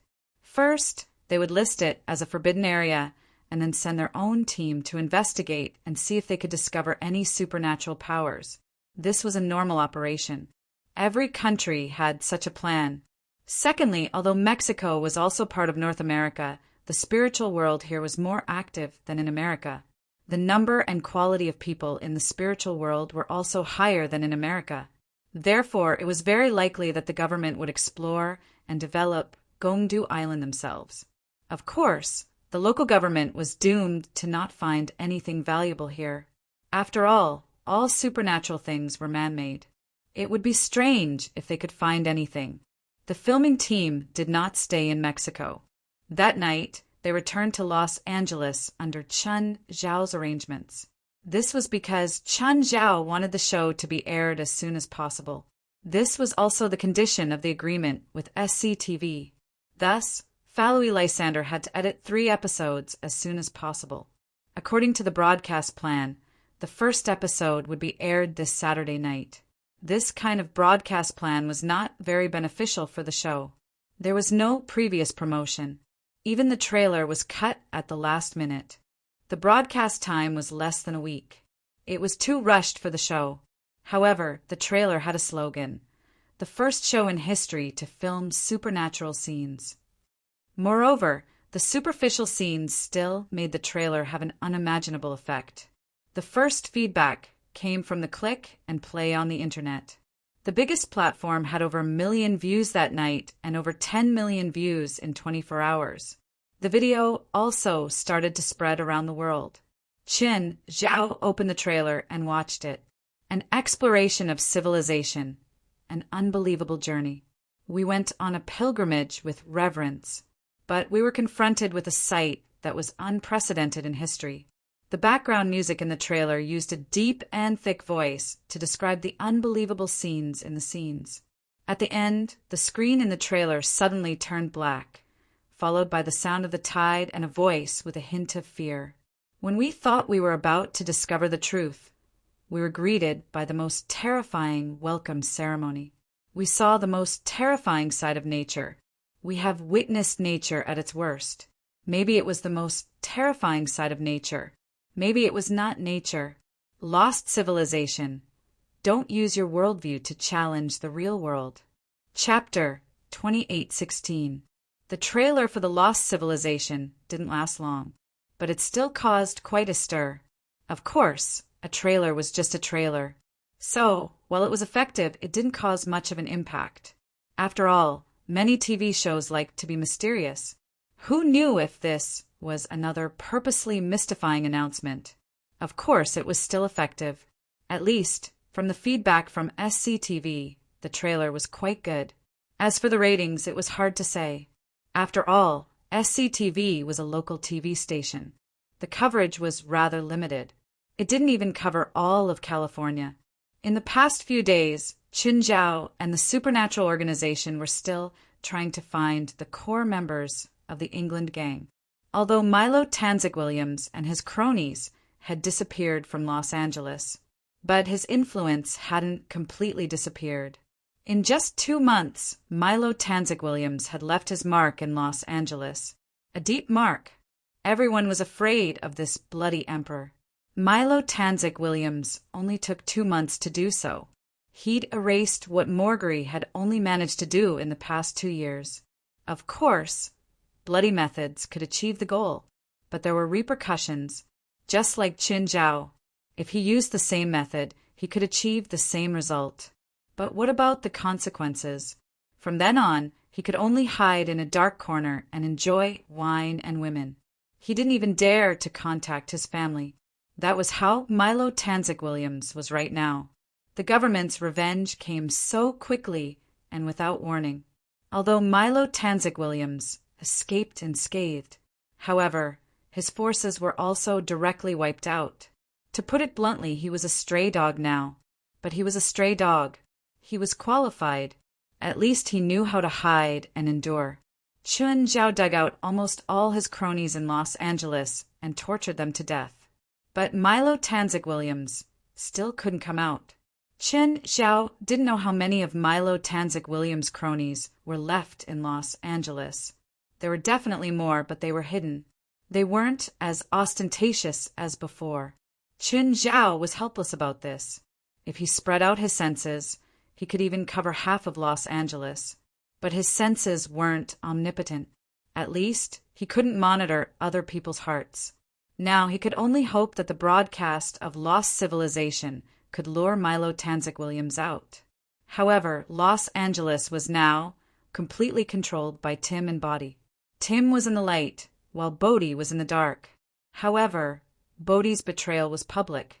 Chun Zhao hoped to use this to attract Milo Tanzik Williams' subordinates. Unfortunately, apart from the first few days when he attracted a few people, no one else came to die. Of course, Bodhi knew what Chun Zhao wanted, but there was nothing he could do. Chun Zhao's power made it impossible for him to resist and betray Chun Zhao. Saturday night, 2010. The Lost Civilization was finally broadcasted. While the subtitles were still on the screen, the commentator had already started explaining in his deep voice. On the south coast of Mexico, in the village of White Bunch Flowers. To Mexicans, the white bouquet symbolizes the welcome of friends from afar. However, to the natives of this land, the white bunch flower also symbolized God's gift and gift. In ancient Greece, the white bouquet represented a gift from God. The two seemingly unrelated ancient civilizations formed a connection through the white bunch flower. The TV showed the beautiful scenery of the south coast of Mexico. Finally, the scene changed to the White Bunch Flower Village. Our first stop on our journey of discovery, the White Bunch Flower Village. Ryan, we met an interesting old man. It's said that he migrated from a small island. Really? Where is he? The show was progressing according to the plot. This was also one of the selling points of the show. Then, they found the old man in an old, rundown house. They heard many vivid stories from the old man. Of course, most of the stories told by the old man had been edited and edited, so no one knew if what he said was the original meaning and content. Of course, it didn't matter, but it also misled the audience. The audience thought that the old man would tell a story that matched their understanding. However, the customs and stories were completely different from the Incan or Mayan civilization that they knew. In the story, they believed in the sea god on the island. They fought against the monsters in the sea. Their handicrafts, their skills, and their language were also mentioned. Some things didn't need to be too clear. It was fine as long as it was plausible. Did you notice that the language of the Gongdu people is completely different from the ancient Incan or Mayan language system that we know? Generally speaking, language is a derivative of culture, so the language will have strong traces of regional civilization. However, the language of the Gongdu people is very different from the languages and civilizations of Mexico and even the Americas. Ryan turned to look at his teammate, Winston. You're a language expert. Do you have any professional explanations? Winston nodded. There is indeed a big difference. For people in the field of language, to distinguish the difference between regional languages is not to look at the words used in the language, but through the pronunciation structure. For example, after thousands of years, some people have been separated from a civilization. Their language and culture have changed, but their basic pronunciation will not change. However, the Gongdu people are incompatible with the previous civilization. This means that before they came into contact with the regional civilization, they had already come into contact with other civilizations. This also caused their customs, traditions, language, and beliefs to be incompatible with the regional civilization. Then wouldn't they be excluded or even destroyed by the local civilization? The ancient people didn't know how to distinguish between outsiders and their own people. What's more, the Incan civilization and the Mayan civilization were both extremely complex civilizations. They were not the kind of politically unified countries, but made up of countless tribes with completely different cultures and customs. Because of this, the Mayan civilization and the Incan civilization were destroyed in the end. As a tribal society, the population base was too small to reach the level of a country. Perhaps there were smart people or even geniuses among them. But these smart people and geniuses couldn't adapt to the environment at all, because in that kind of social environment, only the strong were qualified to survive, not the smart. From the perspective of people in our era, of course, we know that the strong are responsible for protection, and the smart are responsible for development, but the people of that era didn't understand. Maybe we should go to Gyeongdu Island to take a look. Maybe there will be more discoveries. Chapter 28:17. The academic discussion did not go too far. Then, they prepared to land on the island. There were also some intentional accidents. For example, something was pulled down, causing Lane to fly into a rage. Another example would be some non-standard operations. While certain someone was cursing out loud, he would also teach them about standard operations. The first episode of The Lost Civilization stopped there. There were also some scenes that weren't reshoots. They were completely fake. Chen Zhao had overestimated Falui Lysander's professional ethics. In order to be mysterious, they purposely created some abnormal scenes. For example, when their ship was about to set sail, the engine suddenly caught fire and they quickly evacuated the ship. In fact, it was very smooth when they set sail. They didn't encounter any problems during the voyage, except for the native guide. Moreover, they had also taken a few more photos, including finding the native guide again. Anyway, it was all about being mysterious to the extreme. When they reached Gyeongdu Island, the earthquake was supposed to happen an hour after they landed. But after some reshoots and editing, they brought the earthquake forward. When they landed on the island, there was an earthquake immediately. Then there were startled birds and abnormal winds. Then there was the native guide's warning to them. It was a warning from God. Then there was the scene where he was scared away. The first episode ended there. One had to admit that if Falui Lysander went to Hollywood to film a horror movie, the effect would definitely be good. At least he was an expert in creating an atmosphere. It left enough suspense and at the same time created a strange and bizarre atmosphere. Finally, after the subtitles, there was another sentence. This show is completely real. There is no fiction. This sentence was amazing. The audience would just treat it as a story. In fact, some shows would pretend to be exploration shows. Then, they would arrange some supernatural scenes to attract attention. However, that kind of specious supernatural experience was obviously incomparable to Lost Civilization. Let's not talk about the reshoots first. Just the actual earthquake, the flock of startled birds, and the abnormal wind direction that came without warning gave the audience a different feeling. Mr. Chin, congratulations. This is unbelievable. Do you know what our ratings are tonight? Scully called, and his tone was filled with surprise. At the moment, Chen Zhao had just finished watching The Lost Civilization. However, he didn't look too excited. To be precise, he wasn't very happy at the moment, because Falui Lysander didn't do as he asked. Chen Zhao wanted the first episode to have content that clearly pointed to ancient Greek civilization. However, Chen Zhao didn't see anything about this from the beginning to the end. Did Chen Zhao expect those gangsters to be familiar with ancient Greek culture and guess that it was ancient Greece from the bits and pieces of the show? Chen Zhao didn't care about the ratings. He didn't care about profits or losses. He didn't even care what else was going to happen next. He wouldn't care even if the show stopped after these 3 episodes. Chen Zhao had invested in Lost Civilization. The goal was to lure Milo Tanzig Williams and his men out. In the end, Milo Tanzik Williams was not lured out. The ratings were surprisingly high. The highest number of views reached 5.8 million. At the same time, it has a 75% market share in California. Scully didn't hear Chen Zhao's reply. He thought that Chen Zhao was feeling the same way he was. Therefore, he said to himself, now there are already 2 TV stations that are part of the top 5 that hope to import lost civilization. Mr. Chin, do you need me to talk to them? I'm very experienced in this field. No need. Chen Zhao's face darkened. I'm tired. That's all. With that, Chen Zhao hung up. On the other end, Scully was stunned. What happened? Why did he feel that the Chinese guy was unhappy? Did he say something wrong? Scully thought back, but he really didn't know how he'd offended Chen Zhao. When he called again, he realized that the line was busy. After hanging up, Chen Zhao called Falui Lysander. Mr. Lysander. Mr. Chun, hello. Did you watch tonight's show? What do you think?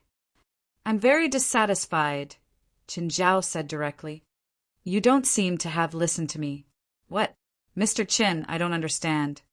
I've said it before. The first episode has to be about ancient Greece. I've already laid the groundwork with some clues that point to this content, but time is limited. I can't directly tell the audience about ancient Greece. This requires a gradual progression of the plot, and I feel that this kind of arrangement will leave more suspense and attract more viewers. I don't want to attract more viewers. I don't need this show to make money. I have my own requirements. If you can't meet them, then you're not qualified. Chen Zhao's words were extremely harsh. He rarely got so angry at someone. You better understand one thing. I'm the boss. I don't want this to happen again. Thankfully, Chen Zhao was still able to control himself. After a few complaints, he softened his tone. Is the second episode's post-production done? Falui Lysander didn't understand why Chen Zhao was so angry. Judging from the effect of today's broadcast, it should be very good. Scully had also called him earlier. He didn't understand why Chen Zhao was so unhappy. Was it because he didn't absolutely follow Chen Zhao's requirements? To him, Chen Zhao's requirements were very unreasonable and unprofessional. The content about ancient Greece was a gimmick. If it was set up properly, it could cause a sensation. It could even cause an academic sensation in the archaeology world. Then it could cause a craze for the general audience from the academic world. Then the show would be pushed to the peak. Not like what Chen Zhao had requested. Just bring out the content about ancient Greece directly. This would reduce the suspense and fun by half. Let me ask you, Chen Zhao asked in a low voice, is the second episode's content done?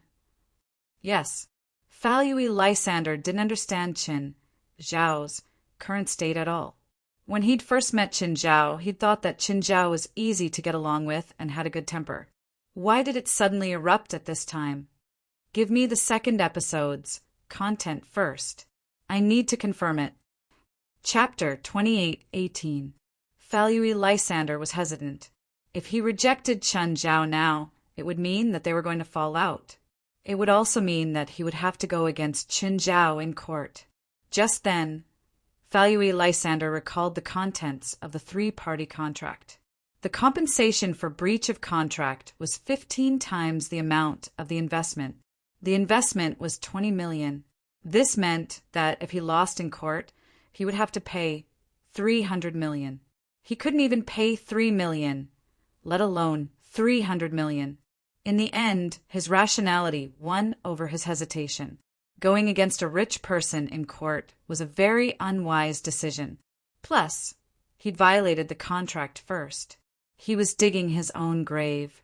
In America, if he faced such a huge compensation, then it was really possible that his family would break up and he would be deserted. The next day, Falui Lysander obediently brought the edited sample of the second episode to Chen Zhao's house. When he saw the manor beside Mirror Lake, Falui Lysander truly felt what it meant to be rich. The mansions he'd seen in the past were like grass sheds in the countryside compared to Mirror Lake Manor. Falui Lysander was also a rich person. But at the moment he realized that he was at least a Pacific Ocean away from the truly rich. If he knew that Chen Zhao's income for one day was equivalent to half of his lifetime's worth, who knew what he would think? The most popular saying now was, "Don't use your annual income to challenge my pocket money." Falui Lysander wasn't just shocked. He was also afraid. When rich people reached a certain level, they'd start playing politics. Politics was a dangerous thing in a society where money reigned supreme. Then, Falui Lysander entered the manor. This place really opened his eyes. The front yard was already bigger than the total area of his house. There was also a huge grassland in the backyard and the forest beside it. They were also part of the manor. In feng shui terms, it would be mountains and rivers the east wind welcomed and sent, bringing in wealth and treasures the green dragon lay down, and the wind and rain adjusted. It wasn't a dragon's vein, but it was still a great place with good feng shui. Of course, Falui Lysander didn't know feng shui, but he knew that all these things added together would be extremely expensive in Los Angeles, where every inch of land was expensive. When Falui Lysander saw Chen Zhao didn't give him a good look. Chen Zhao knew Falui Lysander's request and his starting point. However, Chen Zhao didn't like it when people thought they were right, especially when she ignored his request. This was the dissatisfaction of a consumer towards all the good intentions. "Please take a seat, Mr. Farage." Chen Zhao took the sample and put it in the player. Falui Lysander looked a little uneasy as he watched the broadcast content that he had personally reviewed. In fact, the sample that was being played this time was edited by him and his team last night. He also added some things, which were what Chen Zhao had requested before the first episode was aired. Actually, the second episode was supposed to be analyzed. However, he would still hold back. But because of Chen Zhao's forceful request and attitude, she couldn't help but cry. Still, he added more content to the story. While watching, Chen Zhao kept his face covered. When the video ended, Chen Zhao's expression softened. Chen Zhao finally smiled. "Mr. Falui, I'm very satisfied with the content of the second episode. I'm sorry for my attitude before." "Mr. Chen, you must be joking. You're my boss now. You have the right to request anything from me. I should be the one apologizing." No one knew what Falui Lysander was thinking. However, at least he gave in on the surface. Going against Chen Zhao head-on wouldn't do him any good. Chen Zhao didn't care if Falui realized his mistake or not. Chen Zhao would only have a short interaction with Falui anyway. After the filming of the show, she and he would be people from two different worlds. As long as Falui could give him what he needed and the result he wanted, it would be fine. The first episode had already been aired. No matter how angry Chen Zhao was, it wouldn't change anything. Shedding all pretense of cordiality with Falui Lysander would allow him to vent some of his anger. However, it wouldn't change the situation at all.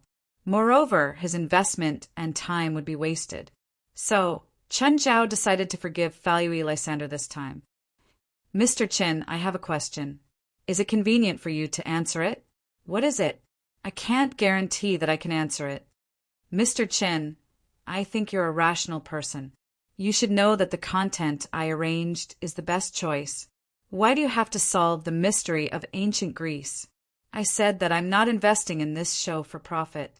You can treat it as interest if you accept this explanation. Of course, if you don't, I won't give you another answer." This answer clearly wasn't the real reason. Of course, Falui Lysander wasn't satisfied. Chen Zhao had pretty much said, "I'm just finding an excuse to brush you off." It didn't matter if you accepted it or not. "Fine," Falui Lysander replied helplessly. Falui Lysander didn't stay for long. He found an excuse and left. Chen Zhao didn't plan on asking Falui Lysander to stay for lunch either. Portia, Zephra, and Navikalina came one after another. Chen Zhao left the kids to his 3 assistants. Then he went out. He'd been back for more than 2 weeks. Chen Zhao had always left Xiaohe with Ethan. Before bringing her out, Chen Zhao had said that she wouldn't have anything to do with him anymore, but she was still half on his side. As long as it was within his power, he would help her if he could. West had said that he wanted to interact with her, but then he said that he would let her live peacefully. There was no need to drag her into trouble. When Chen Zhao arrived at Ethan's motel, he saw Xiaohe sitting on the stairs in a daze. "Hey, did Ethan kick you out?" Chen Zhao teased. Of course. Chen Zhao believed that Ethan wouldn't do that. Ethan valued money as much as his life, but he still had morals. Xiaohe raised her head and looked at Chen Zhao. "Mr. Chen, how come you're here?" He looked at Chen Zhao listlessly. She'd gotten over her initial unfamiliarity with going abroad. She was basically familiar with the environment and had gone out with Li Qing a few times. Actually, she didn't have much interest in LA. LA was an international metropolis, but it wasn't much better than Shanghai. Right now, she was just lacking in spoken English, but basic communication was fine. "I'm here to see an old friend and see if you've been sold."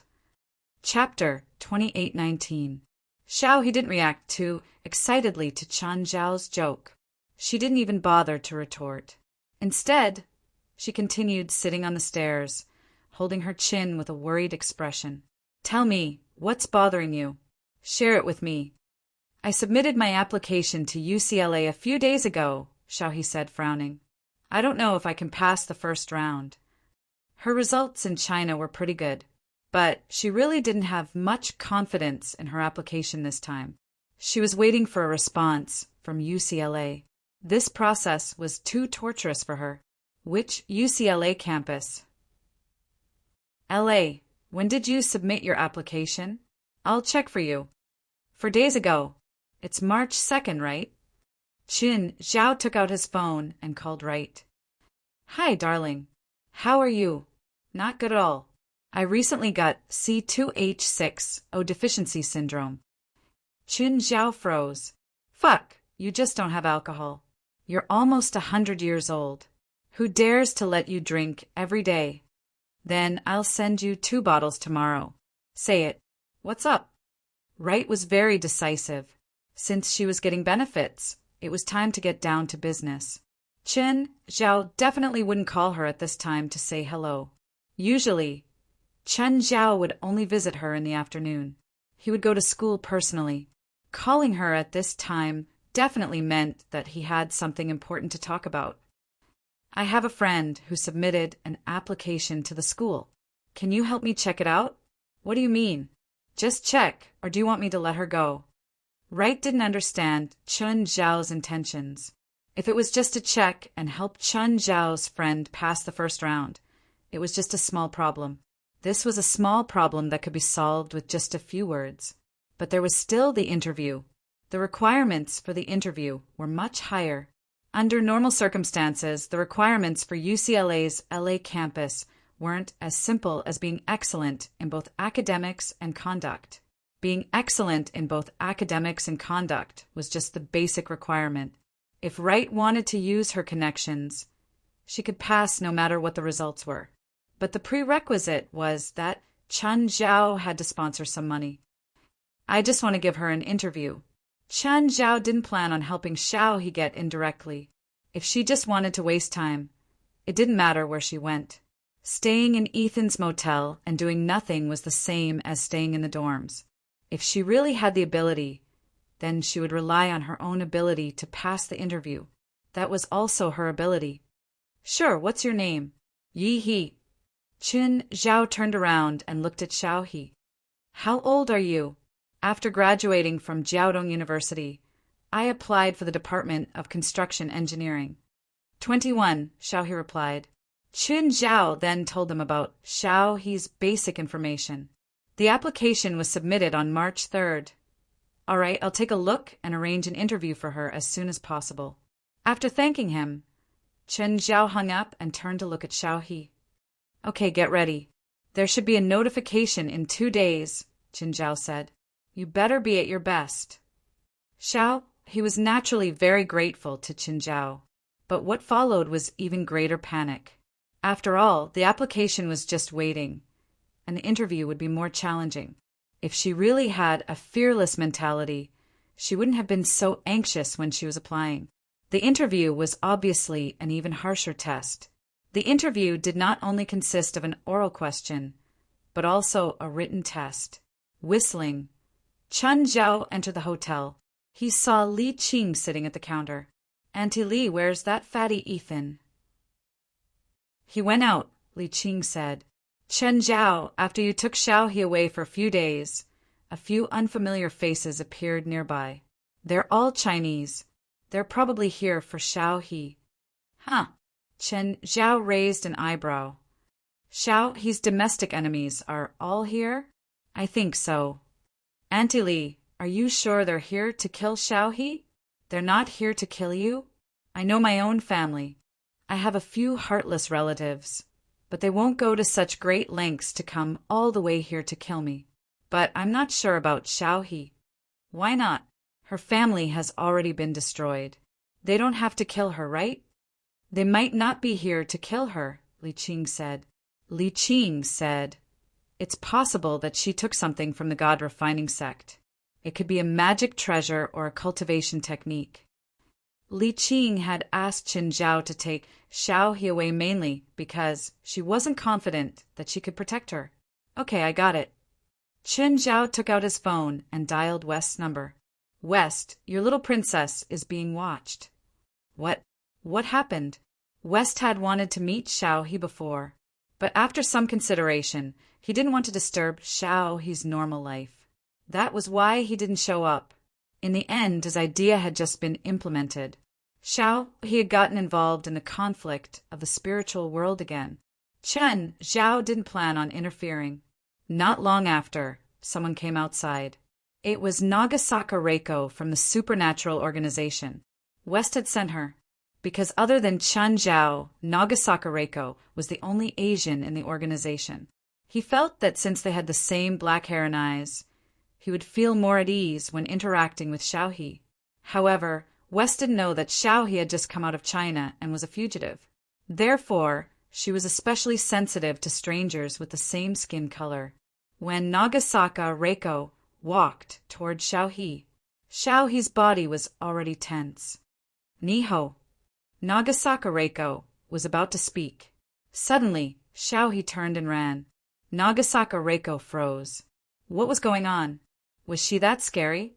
In the hotel, Qin Zhao and Li Qing both saw the scene. Li Qing asked, "Your people?" "Yes." Chen Zhao nodded. "Did Xiaohe get attacked recently? Why is she reacting so violently?" "No, but she probably sensed the situation. Yesterday, she said she was going to rent a house outside. She probably doesn't want to drag me and Ethan down." Chen Zhao glanced at Nagasaka Reiko. "Chase after her. What are you waiting for?" "Ah, yes." Nagasaka Reiko immediately chased after Xiaohe. Xiaohe looked behind her and realized that Nagasaka Reiko was very fast. She was scared out of her wits and didn't dare to stop. Nagasaka Reiko complained. Speed wasn't her forte. Her current speed was indeed extraordinary, but she couldn't keep it up. After thinking for a while, Nagasaka Reiko thought of a solution. Mantra, wind sickle power. Wind sickle was a Japanese monster transformed from the wind. It hid in the wind. It was very similar to a meerkat, but it was a different type of monster. Meerkats were also wind elemental monsters, but one was an animal-type monster, while the other was an elemental monster. The mantra spell that Nagasaka Reiko used was similar to China's Divine Strike. Chapter 28:20. Huaxia's godly strike borrowed the power of immortals. Dongying's mantra borrowed the power of monsters. Of course, there wasn't much difference between the two. Maybe there was a big gap between the strength of monsters and immortals, but most of them exceeded the upper limit of human beings. Secondly, the upper limit of the power that humans could bear was also limited. It was like a person going to the bank to borrow money. There wasn't much difference between finding a bank with a total assets of 10 billion and a bank with a total assets of 100 billion. Nagasaka Reiko's body was immediately wrapped in a layer of dark wind. If a spiritualist were to look at it, he would notice more things. He also found something unusual about Nagasaka Reiko. At the same time, she also found that Nagasaka Reiko's speed was ridiculously fast. He could only grit her teeth and use her acceleration spell. She didn't have any intention of fighting. She still, subconsciously, wanted to run away, regardless of the strength of the other party. When she was in China, most of the time she would run first. The only time she fought was when she was with Wang He. If she ran away at that time, Wang He would definitely fall into the hands of the other party. She didn't realize that she was now abroad, and this wasn't the home ground of the enemy. Just like that, one chased and one ran. Both sides ran with all their might. The hotel was originally remote, in the suburbs of Los Angeles. He ran again and accidentally ran out of the city of Los Angeles. And he was also honest and just ran along the road. Nagasaka Reiko was about to have a heart attack at this moment. She wasn't an enhancer, and her stamina couldn't keep up at all, even if there was a spell that could borrow the power of monsters. But the monsters only lent her the power of the wind. It made her run faster, but it couldn't make her endurance longer. He, who was in front, wasn't much better than Nagasaka Reiko. She wasn't an enhancer either. Although it wasn't a godly strike spell, it was still a spell that could lighten the body. Although it could make her run faster, it also consumed stamina. Finally, the two stopped running. They really couldn't run anymore. The two women, one in front and one behind, hugged their knees and gasped for breath. "Don't chase. Can you speak English?" "I don't know Chinese," Nagasaka Reiko said with a dry mouth. "You don't know Chinese? You're not from China? Could it be that those people hired you to kill me?" "I'm not here to kill you. Your God, refinement sect, and the supernatural organization are partners. Our vice president heard you were being chased here, so he sent me to talk to you." Nagasaka Reiko didn't care about her image anymore. She wiped her dry lips. He, who was in the front, was almost the same. When she heard Nagasaka Reiko's words, she relaxed a little. But she didn't completely believe Nagasaka Reiko's words. After all, he had escaped from many pursuits. How could he easily believe the words of others? "What evidence do you have?" Little he questioned. "My dear mother, what proof could I have? Your family has already been destroyed, so why would I need to lie to you?" Nagasaka Reiko also felt stifled. There was no evidence, just two words. "Whether you believe it or not has nothing to do with me." Then the evidence came knocking. To be precise, he was a witness. A group of people who looked like bad guys appeared. However, this group of bad people drove a car and blocked Nagasaka Reiko and Xiaohe. These two idiots clearly didn't need to use their legs to solve the problem. Anyone with a bit of brain would know that driving was more convenient than running. Why did they have to run 20 or 30 kilometers with their legs? Looking at the bad guys who got out of the car, Nagasaka Reiko and he suddenly realized that there was a hole in their brains. He didn't say anything, but Nagasaka Reiko realized that she had a car, and she had driven over. Why did she have to run away? When he saw the people coming, her face suddenly turned ugly. She only recognized one of them, her martial uncle, who was also related to her by blood. At the same time, he was also one of the main culprits who betrayed her father. "Xiaohe, long time no see." Yi Xingqian looked at Xiaohe with a smile. He was a few years older than Xiaohe, and he looked like a big brother. In fact, he was one generation older than Xiaohe. Of course, Xiaohe was a young lady who was raised freely, so she couldn't be compared to Yi Xingqian. Yi Xingqian had always been working hard in the spiritual world. His cultivation methods were first class in the entire Huaxia's spiritual world. He looked at Yi Xingqian with a face full of anger. Nagasaka Reiko glanced at Yi Xingqian and the others and asked, "Enemies?" He looked at Nagasaka Reiko's position and posture change and nodded slightly. "They're after me." Nagasaka Reiko shouted, "Everyone, this is not your territory." If you want to cause trouble here, you'd better inform the supernatural organization first. Ha! Supernatural organization. Everyone, including Yi Xingqian, laughed like crazy. Except for Yi Xingqian. Everyone else was hired by him. They were all private jobs in the spiritual world, and some of them were even international. Of course, they knew the industry rules of paying respects when they landed. But this rule was only for the top forces. For example, a top-notch faction in a region would have its own sphere of influence. When the others came to this area, they would either keep a low profile or pay respects to the port first, indicating that they would leave after finishing their business. And in this large area, there were many small forces attached to it, so there was no need to pay respects. In their view, the supernatural organization was one of these small forces. They didn't know if there were any big forces in North America, but they didn't think the supernatural organization was qualified to make them pay respects.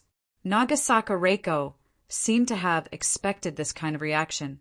She had now been promoted from an outer member to an official member. Together with her colleagues, she had dealt with many cases of foreign spiritualists causing trouble in the Los Angeles area. When those spiritualists heard about the supernatural organization, most of them were arrogant. Before they were beaten up, they were all arrogant. But as long as they were here, Nagasaka Reiko really wasn't worried, even if she was alone now. She never worried that she would lack support. This was her home field. "I'll give you a chance to apologize," Nagasaka Reiko said flatly. "Also, pay the fee for entering the country illegally." What did it mean to enter the country illegally? That meant that they didn't like you, and you had entered the country illegally. Suddenly, a cold light shot at Nagasaka Reiko without warning. Whoosh! A glass-like halo suddenly flashed on Nagasaka Reiko's body, blocking the cold light outside the glass. Nagasaka Reiko loosened her palm, and a pile of ashes fell. Single-use magic tool, Dragon's Lament. Nagasaka Reiko looked at the defunct dragon's lament with pity. It was good, but it could only be used once. What a pity. Chapter 28-21. It was Ruan Faxbin's proudest work. Of course, apart from the outrageously high price of the magic materials, it also contained Ruan Faxbin's design and philosophy. Unless it was an attack that exceeded a certain limit. Most of the time, Dragonbone Sorrow could block most attacks. Its upper limit was about 60% of a dragon's attack power. Its defense was very, very shocking. Apart from its high price, there was another disadvantage. It was a consumable item. Forget about Ruan Faxbin's labor and time cost. The price of the magic materials alone was the same as a top-end Porsche 911. Nagasaka Reiko felt that it was a pity. After all, this thing had helped her block many magic attacks. She didn't expect it to be scrapped here, but the attack just now was indeed not weak. Although Dragonbone Sorrow had already lost 70% of its defense, it still had 20% left. However, at the very least, 2 or 3 points of the Dragonbone Sorrow remained intact. With a single attack, the Dragonbone Sorrow's final bit of defense disappeared. This was enough to prove the power of the attack.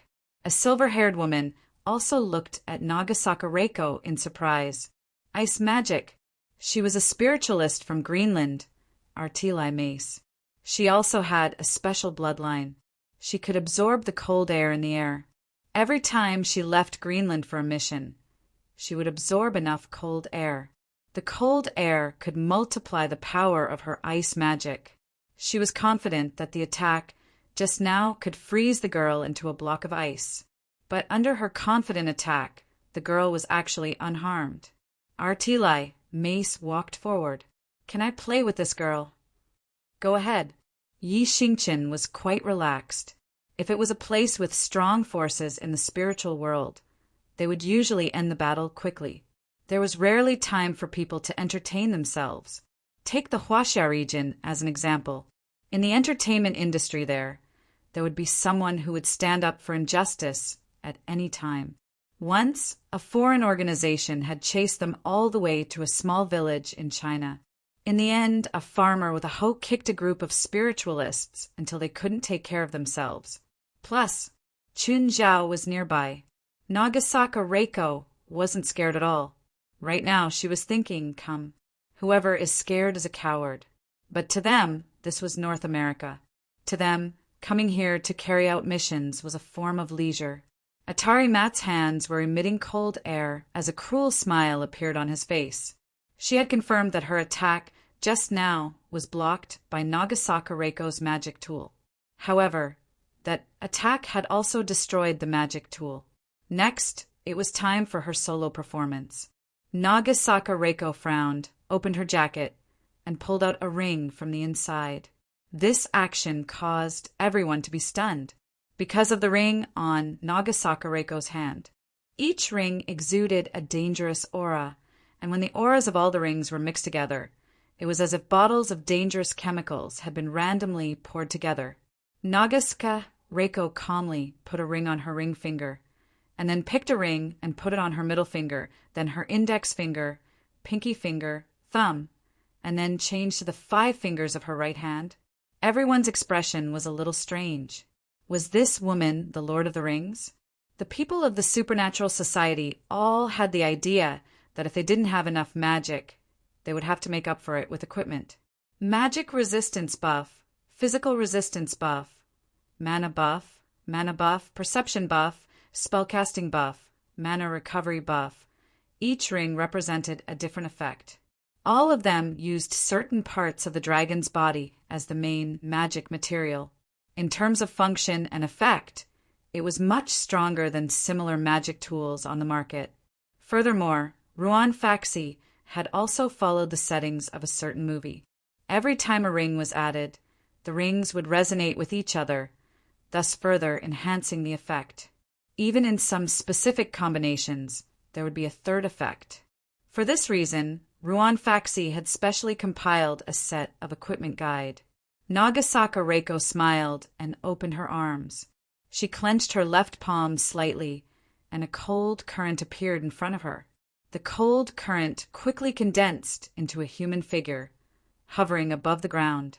A beautiful woman in a kimono, her whole body covered in frost, appeared in front of everyone. Yukino! Many people recognized this woman in white. She was the famous monster in Japan, Yukino. Play with her. Sorry, master, can you speak Japanese? I don't understand English. Nagasaka Reiko didn't even have time to finish acting before she was slapped in the face by her own Shikigami. Fortunately, the others didn't speak Japanese. Otherwise, it would be embarrassing.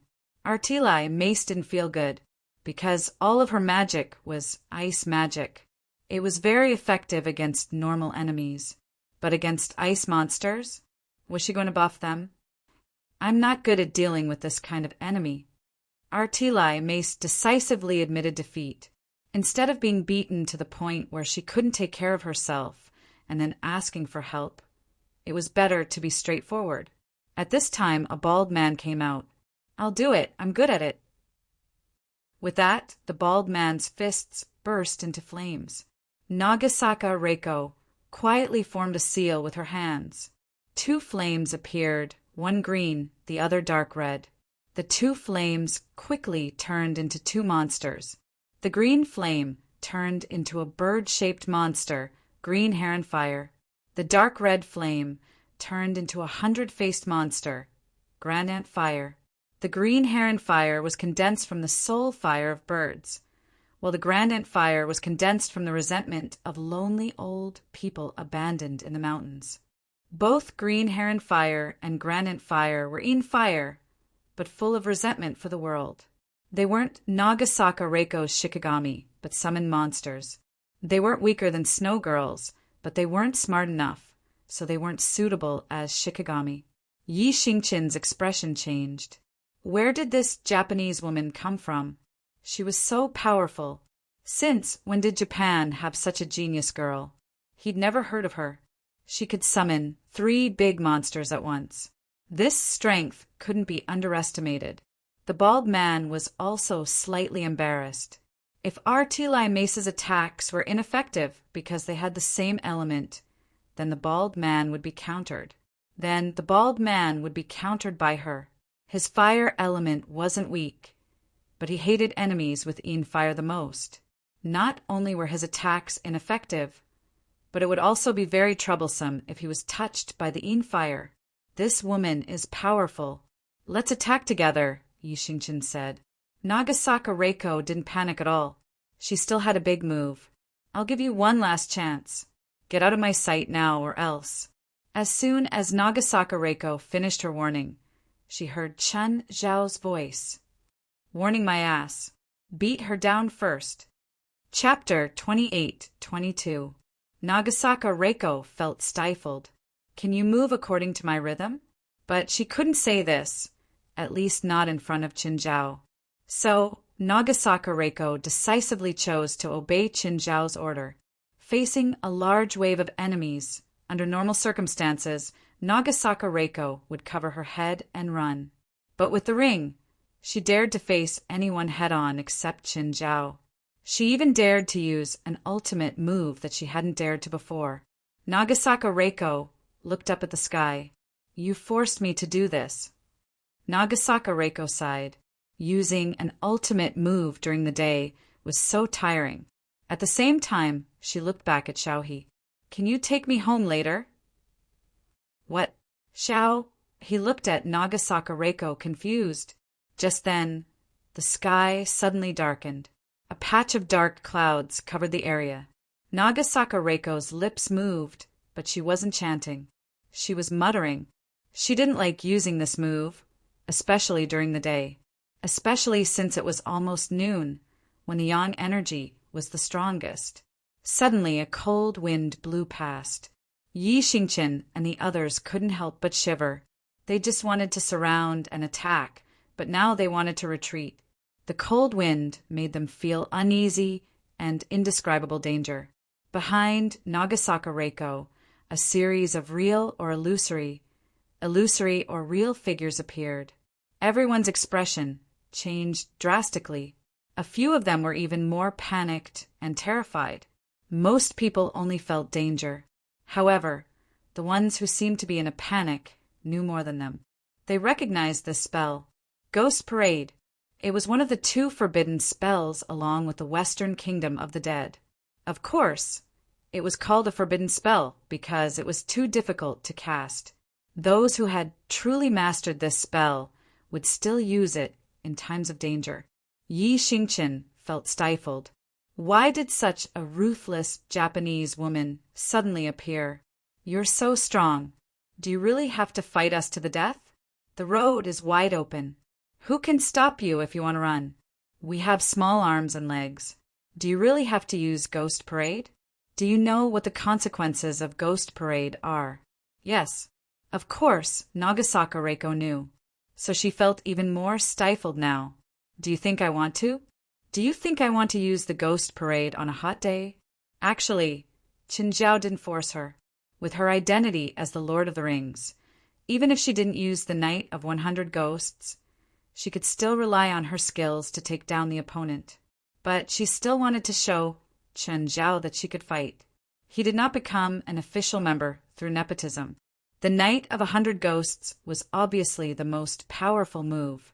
Apart from the temporary contamination of the area, the user would faint for 3 to 5 days due to mana exhaustion, and would be physically weak for 3 to 5 months. There were no other side effects. Moreover, during the day, especially at noon, the effects of the Ghost Parade would be greatly reduced. However, it was enough to deal with these people. The illusion of a huge, long-faced demon appeared. That was the demon commander Slippery Demon, the most powerful demon in Japanese legends.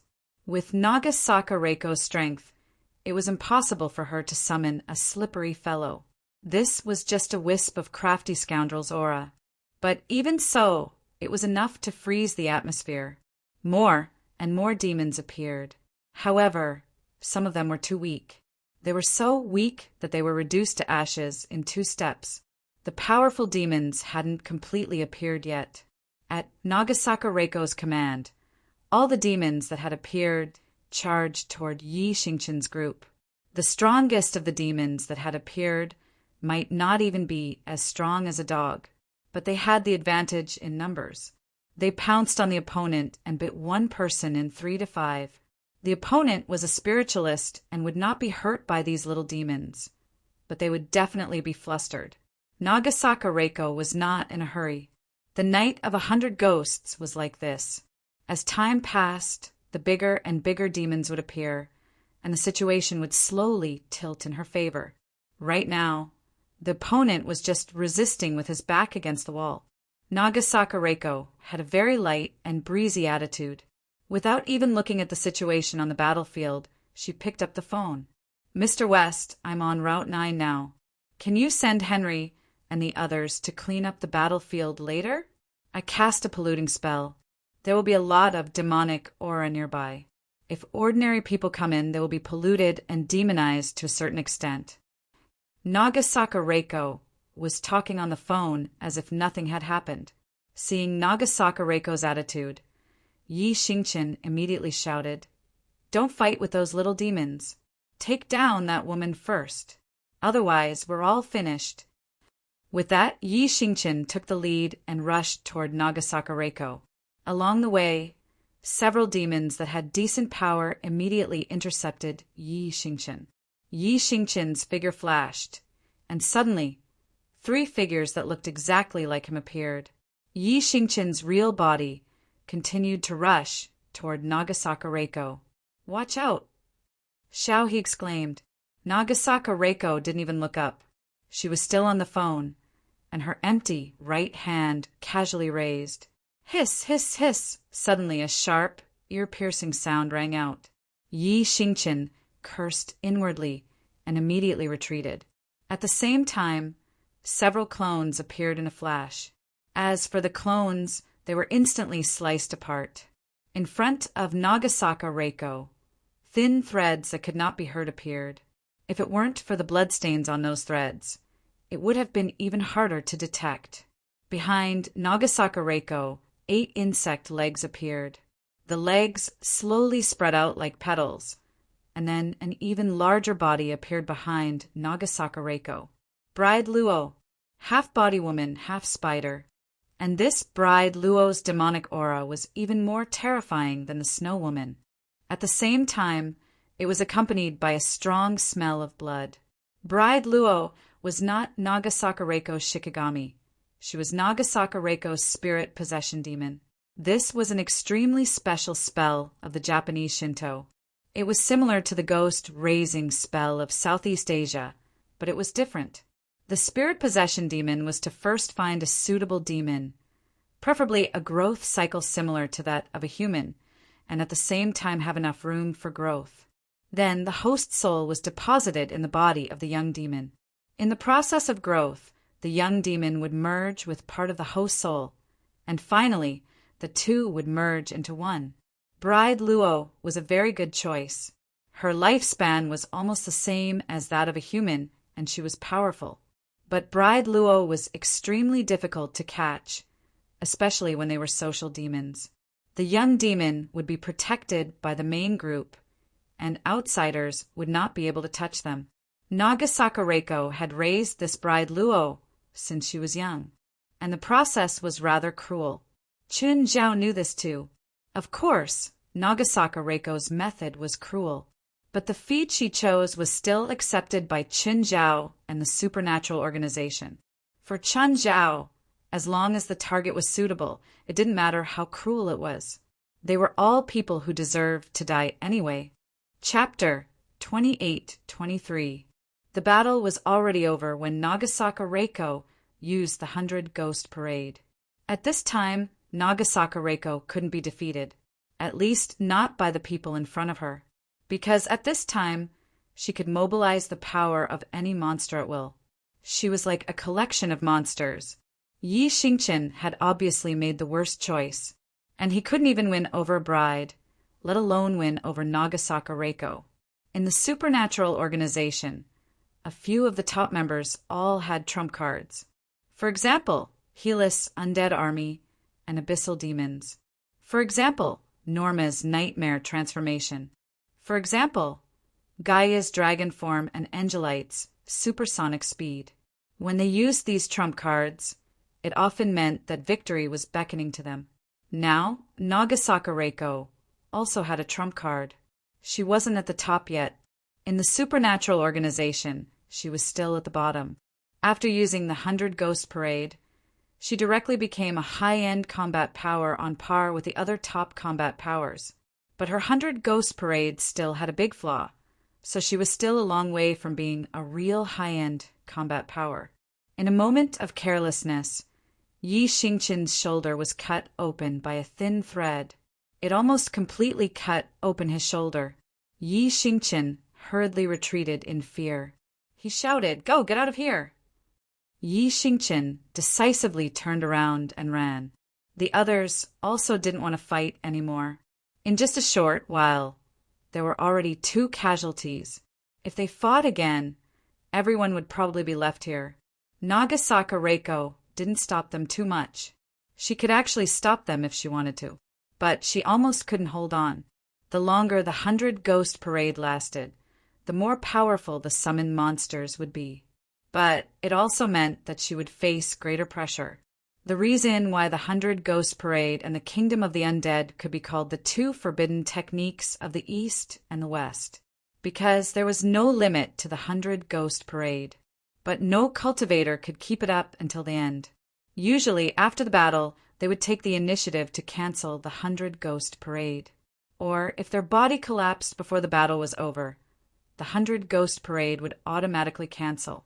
The moment the 100 Ghost Parade was cancelled, Nagasaka Reiko also lost the power of the monsters.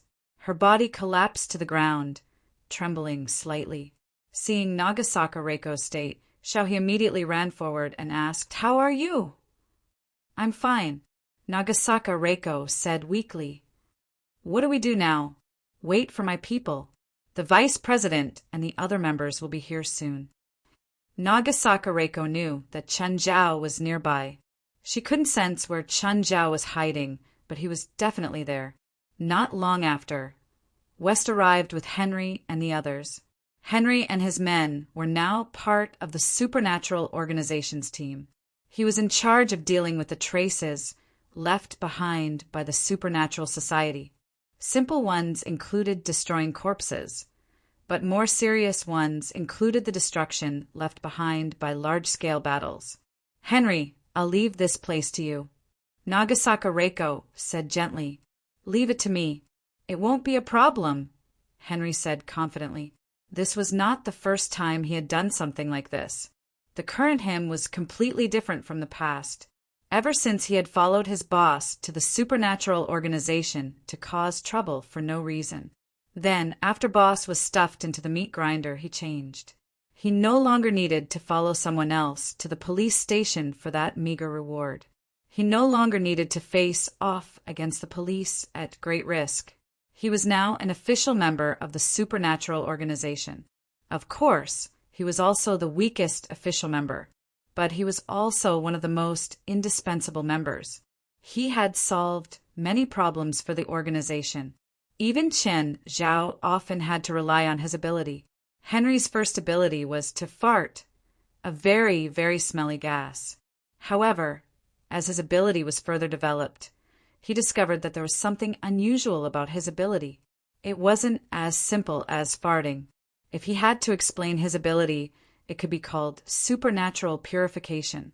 The gas he released could neutralize the remaining magic, demonic aura, and death aura in the air. In a short period of time, the environment would return to normal. Through this neutralization, he could also recycle the gas and refine it, making it a part of his power. Although this kind of cultivation process was slow, it was also unique. West came to Xiaohe. "Hello, Miss Yi. I'm West, the vice president of the Supernatural Organization. I don't know if your father told you about our alliance." "I didn't hear it from my father." Xiao, he looked at West warily. She wasn't sure if he really wanted to save her, or was he here for the thing in her hand?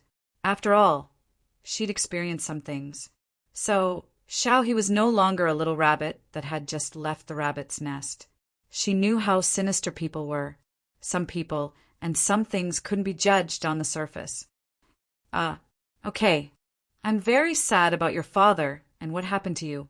When I heard that something happened to your father, I actually wanted to go and help him. But you know that the Huaxia supernatural world isn't a place where outsiders like us can come and go as we please. Our abilities are limited. Xiao, he didn't speak. She was thinking about West's intentions.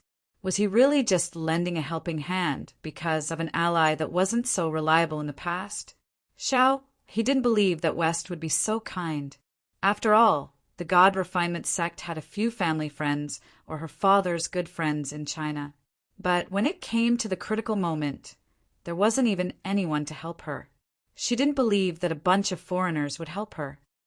Fortunately, our president was in China at the time, so I asked him to bring you out of the country.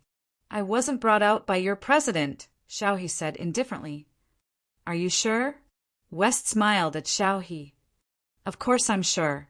Then why do you think that the person who brought you out isn't our president? How is that possible? He's Chinese. Why can't a Chinese be our president? Xiao He was somewhat shocked. Are you serious? Brother Wang is really your president? Brother Wang? Who? Huh?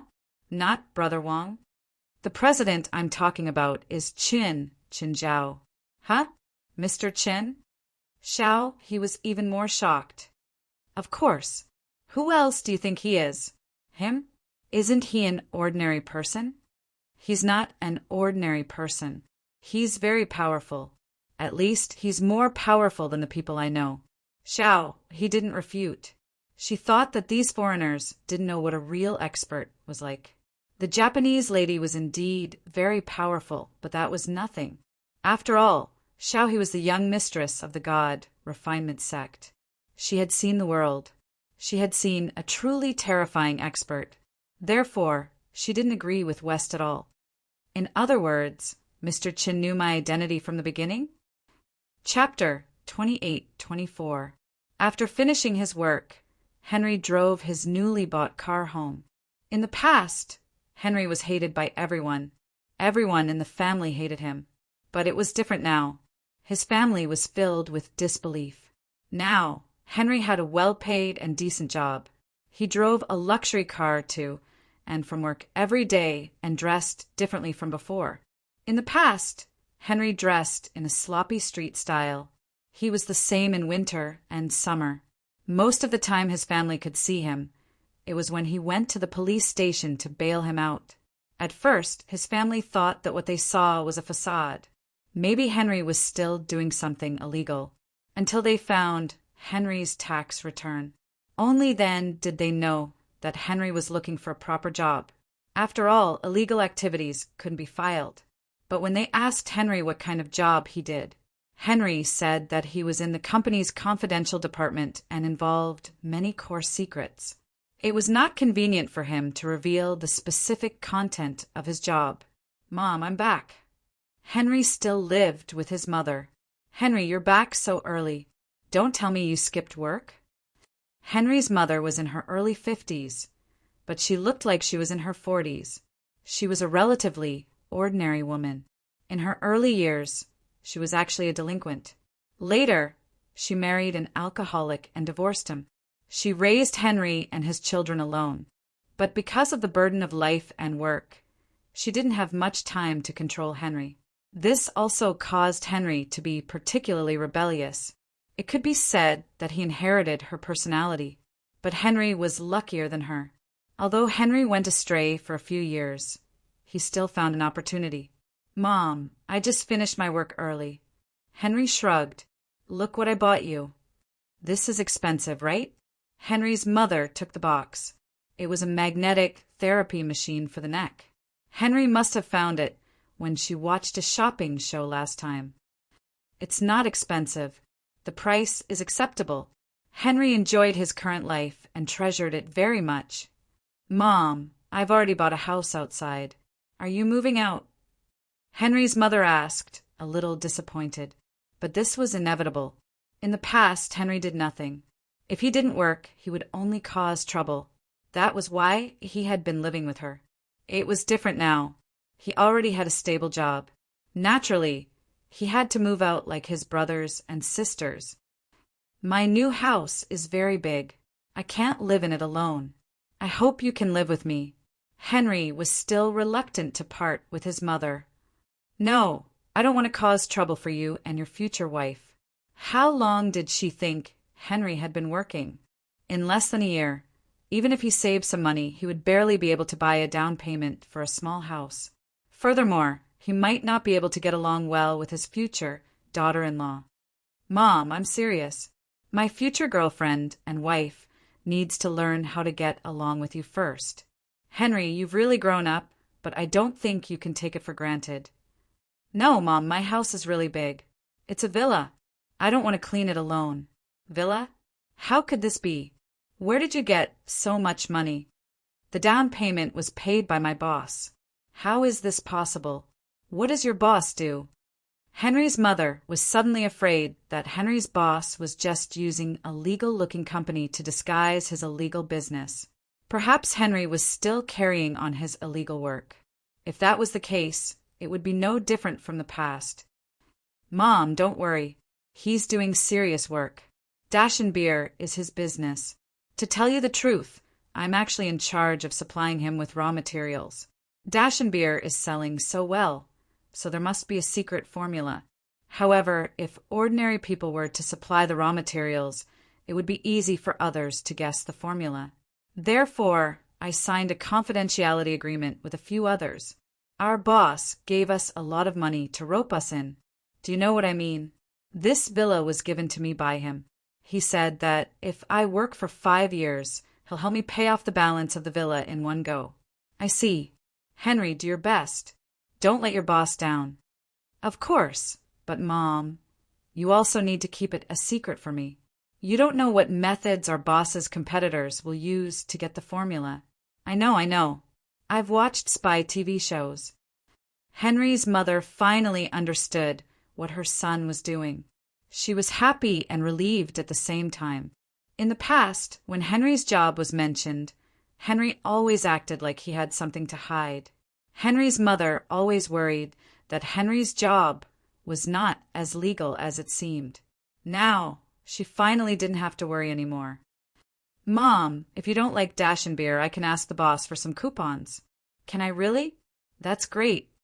Henry's mother wasn't a heavy drinker, but she still drank 2 cans of beer with every meal. Her favorite was Dash and Beer, but the price of Dash and Beer was always more expensive than other brands on the market. Every few days, Henry would come back with a few boxes of Dash and Beer. However, it was still not enough for her. Now, she finally understood why Henry could get so much Dash and Beer. It turned out that he was an internal employee of Dash and Beer. From what he said, he seemed to be a core employee, a very important one. Henry, if a competitor wants to get raw materials from you, don't betray your secrets for money. If your boss finds out, you'll spend the rest of your life in prison. Of course. Betray Qin Zhao? This option didn't exist in Henry's dictionary. This was simply courting death. Take me to see your new home. No, it's our new home. What about this house? I've lived here for decades. Your grandpa left it to me. See if Arco, Montel, and Jim want to live here. If not, rent it out. Mom, you'll like our new home. When Henry's mother saw the new house, she was still a bit shocked. She'd lived in the slums all her life, but she never thought that one day she would be able to live in such a luxurious house. Henry, do we have guests? Whose car is the one at the door? It's yours, Mom. That's my real gift to you. It's far from the nearest supermarket, and I don't want you to ask me to fix cars every time I come home, even though I've worked in a garage for 2 months. Seeing his mother's expression filled with disbelief and excitement, Henry felt an unprecedented sense of satisfaction. Henry, I love you. Mom, I love you too. Just then, 2 people came to the door. Henry's mother recognized them. They used to hang out with Henry. She was worried that her son would be led astray by them again. Chapter 28-25. Henry. Zellas, Morrison, how come you're here? Henry, Mr. West told us to come.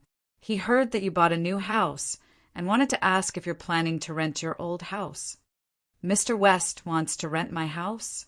Sort of. It's that Missy, he who just came today. She's looking for a house now, so we told Mr. West about your situation. He asked us to help him ask. If it's someone from the company and Mr. West asked, then I'll lend the house to Miss Yeehee for now, Henry said.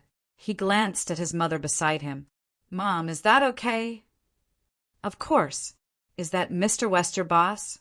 No, he's our vice president, Henry said. When they talked outside, they always referred to the supernatural organization as a company. Chin Zhao was the boss, while West was the vice president. That house can't be rented for much, even on the market. It's not a problem to lend it to Mr. West, as long as he doesn't burn my house down. After Zelez and Morrison finished their discussion, they took their leave. Henry's mother saw that the two didn't drive a rundown car. It seemed to be a good car. They were also dressed well and spoke in an orderly manner. Henry, are Zelez and Morrison your colleagues too? They're under me now, Henry said proudly. You're their superior? I'm in charge of a department now. You know a few people in my department. Why did your boss take you all in? Speaking of which, it's quite a coincidence. Once, a dozen of my brothers and I went to the boss's business to make trouble. Then the boss taught us a lesson and asked US to compensate him. We couldn't afford the compensation, so in the end the boss asked us to stay and work until the money was paid. Later, the boss needed skilled workers, so we recommended ourselves. The boss saw that we were quite obedient during that time, so he agreed to give us a chance. I think your boss asked you to compensate to help you change. Your boss is really a good person. Huh, yeah. Mom, if you knew what he did in the past, I think you'd swallow your words. When Xiaohe interacted with West, it could be said that she was scared witless. She had been accumulating power in secret. If there was a disagreement, she would attack at any time. But the result was not what she had expected. West didn't even know about the thing in her hand, or maybe he didn't even mention it. He only arranged for her to stay and ask someone to help her find a house on the same day. Mr. Chin. Xiao, he dialed his number. What is it? You're the leader of the supernatural organization. Is there a problem? Why didn't you tell me earlier? Why should I tell you? Xiao, he didn't know how to continue this topic. You already knew my identity? No, I only found out after I sent you overseas. Initially, I had only accepted Wang He's request, that's all. So you don't have to think about anything else. Saving you was purely a favor. Hearing this, Xiao he heaved a sigh of relief. No matter what, thank you, Mr. Chen. Xiao, he was silent for a long time on the other end of the phone. Qin Zhao broke the silence first. Mr. Chen, I have something. No matter what you have, you don't have to tell me, and you don't have to use it to save your life. Neither I nor West are interested in it. Our goal has never been something in your hands. If you're in danger, you can go to the Supernatural Organization's headquarters to seek protection. Did West give you the address? Yes. Okay, that's it. Qin Zhao hung up. Xiao, he felt complicated. Actually, she was testing Chen Zhao. After all, it was over the phone. If Chen Zhao showed any desire for that thing, then she would choose to disappear completely so that Chen Zhao would never be able to find her. She didn't have absolute trust in Qin Zhao or the supernatural organization. Actually, Qin Zhao and West had guessed that Xiao he might have the ultimate treasure of the alchemy sect. Otherwise, why would the traitors of the alchemy sect come all the way overseas to kill her? Both of them felt that the possibility was very low, unless they had a deep grudge against each other. But Xiao, he definitely didn't have a deep grudge against them.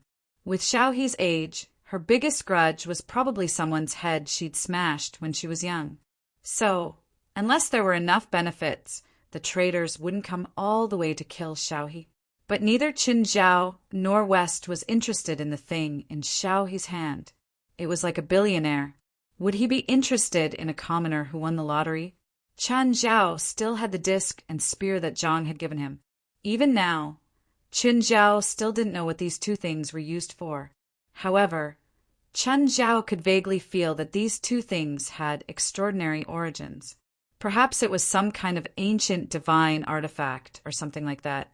So when Chen Zhao was at home, he would take them out every few days to study them. He wanted to see if he could activate them or make them recognize him as their master. But Chen Zhao had almost tried everything: dripping blood, channeling immortal power, using water bubbles, or roasting them with fire. But the disc and spear still didn't react. More radical methods didn't work right now. They didn't look like they would last long. Chen Zhao was afraid that if he used too much strength, he would destroy the two items. As for Zhang, he still wouldn't say it directly. He told Chen Zhao to study it himself. But Chen Zhao couldn't study it at all. Most of what he knew was based on his own imagination. Only a few of them were based on popular fantasy methods. Darling, what do these two look like? Chen Zhao decided to change his method. Perhaps as an outsider, Fei Lai could give him a different answer. Spear and shield. Am I right? Chen Zhao was a bit disappointed. He shrugged. I don't know. Zhang gave them to me. I don't know what they're for. He just said that it's my reward when I came back last time. Fei Lai walked up and picked up the disc. What material is this? It's much lighter than I thought. It doesn't feel like stone or metal. It's really strange. Fei Lai flipped the disc over. There were some patterns on the reverse side. These aren't Taoist patterns. They're more like oracle bone inscriptions or marks left behind by a similar civilization. Maybe you can ask an archaeologist. Chen Zhao thought of Falyue Lysander, but he still didn't know if Falyue would be willing to help him with his attitude last time. Chapter 28-26. Mr. Falyue, do you have time? Mr. Chen, I'm busy right now. Falyue Lysander rejected Chen Zhao's invitation without hesitation. No matter what Chen Zhao wanted him to do, he didn't want to have anything to do with Chen Zhao anymore. After this cooperation ended, they would have nothing to do with each other. If Mr. Falyue has time, you can come and get the check you left with me last time. Falyue Lysander opened his mouth. In the end, he didn't reject Chen Zhao. Sometimes things were like this. Dignity couldn't beat reality. Now he was faced with such a choice. Plus, it was an easy choice. Dignity was very important, but compared to money, it was dispensable. When? Now, wait a moment. I'll hand over my work.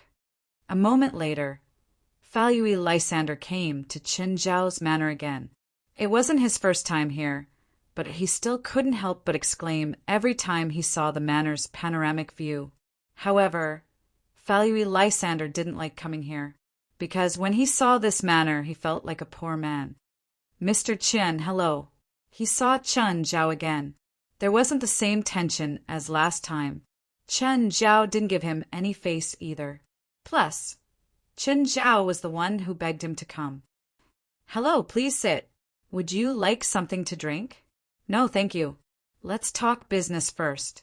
Mr. Chen, why did you call me here? Chen Zhao took out a piece of xian, paper that he'd copied. Look at the symbols on it. Maybe they're words. Can you help me identify which civilization these symbols come from? Or do they represent some kind of message? Falyue Lysander picked up the paper and looked at it. It's unfamiliar, but there's a pattern to these symbols. Mr. Chen, where did they come from? A friend gave me something. I copied it from that thing. Chen Zhao looked at Falyue Lysander. Can you see the pattern? I'm not an expert. Even if I was, I'd need some time to analyze. Plus, Mr. Chen provided too little information. It's hard to judge. Falyue Lysander shrugged. For example, oracle bone inscriptions. More than 800 characters have been unearthed and discovered. This is enough to build a common vocabulary for a language system. However, less than a third of oracle bone inscriptions have been translated. I'm afraid you can't even tell the most basic information from the things you provided. Is there any way to determine the origin of these things? Haven't there been similar things in history? No. If Mr. Chen has discovered any relevant relics, I suggest that you keep them. Once the archaeologists make a major discovery, the value of the items in Mr. Chen's hands will skyrocket by 100 or even 1,000 times. Is there anyone in the archaeological world who can decipher the contents of these runes for me? Any price will do. Recently, Mr. Shi Lai Wenger happened to be in Los Angeles for an archaeological conference. He is the chairman of the World Archaeological Union and the most famous archaeologist. Although he has retired, his vision and knowledge are obvious to all. If there is only one person in this world who can give you the answer, it must be him. Archaeological Union? They were probably a group of people who dug up ancestral graves. Chen Zhao cursed inwardly, but he still showed enough respect verbally. Can you invite Mr. Shi Lai Wenger here? He rarely participates in archaeological research and exploration these days.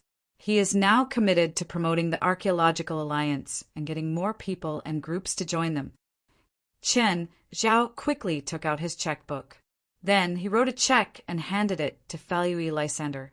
Falui Lysander glanced at the number on the check. It's not a small amount, but it doesn't seem to be enough to invite Mr. Wenger. This is for you. Chen Zhao said. This is for Mr. Wenger. Of course, if he agrees, I can also sponsor some funds for the Archaeological Alliance. Falui Lysander sucked in a breath of cold air. This guy was really generous. The number on the check was equivalent to his own wealth. Falui Lysander suddenly regretted not studying archaeology in the beginning. The shadow of the tree. Just hearing the name of the person in the tree. Falui Lysander took out half of his life's wealth to invite the person. How can I reason with him? But Falui Lysander clearly didn't plan to reject. After all, Qin Zhao's check was also a large sum of money, a sum that was enough to move his heart. Of course, Falui Lysander didn't think that Shi Lai Wenger would reject. Shi Lai Wenger's academics were indeed respected by the archaeological world. However, he was just an ordinary person. He wasn't someone who had no desires. Therefore, Falui Lysander was sure that Shi Lai Wenger would definitely accept Chen Zhao's invitation. Mr. Chen, when are you free? When can you invite Shi Lai Wenger over? I don't think it's a problem, Falui Lysander said confidently. He had interacted with Shi Lai Wenger before. Although the old man looked gentle and refined, he did not dare to provoke him. However, he didn't have a scholarly temperament at all. In the past few years, he'd been in the news with at least 10 women. No one would object to calling him an old hooligan in the archaeological world. Of course, he wasn't in the entertainment industry. As long as it wasn't a sex crime, no one would care about his personal style. Therefore, no one would criticize his personal style. He'd been involved in scandals with his assistant, students, parents, and even celebrities. To deal with his romantic luck, he'd spent a lot. If he wants to attack, Mr. Wenger should be able to find the time at any time. Tomorrow afternoon, then.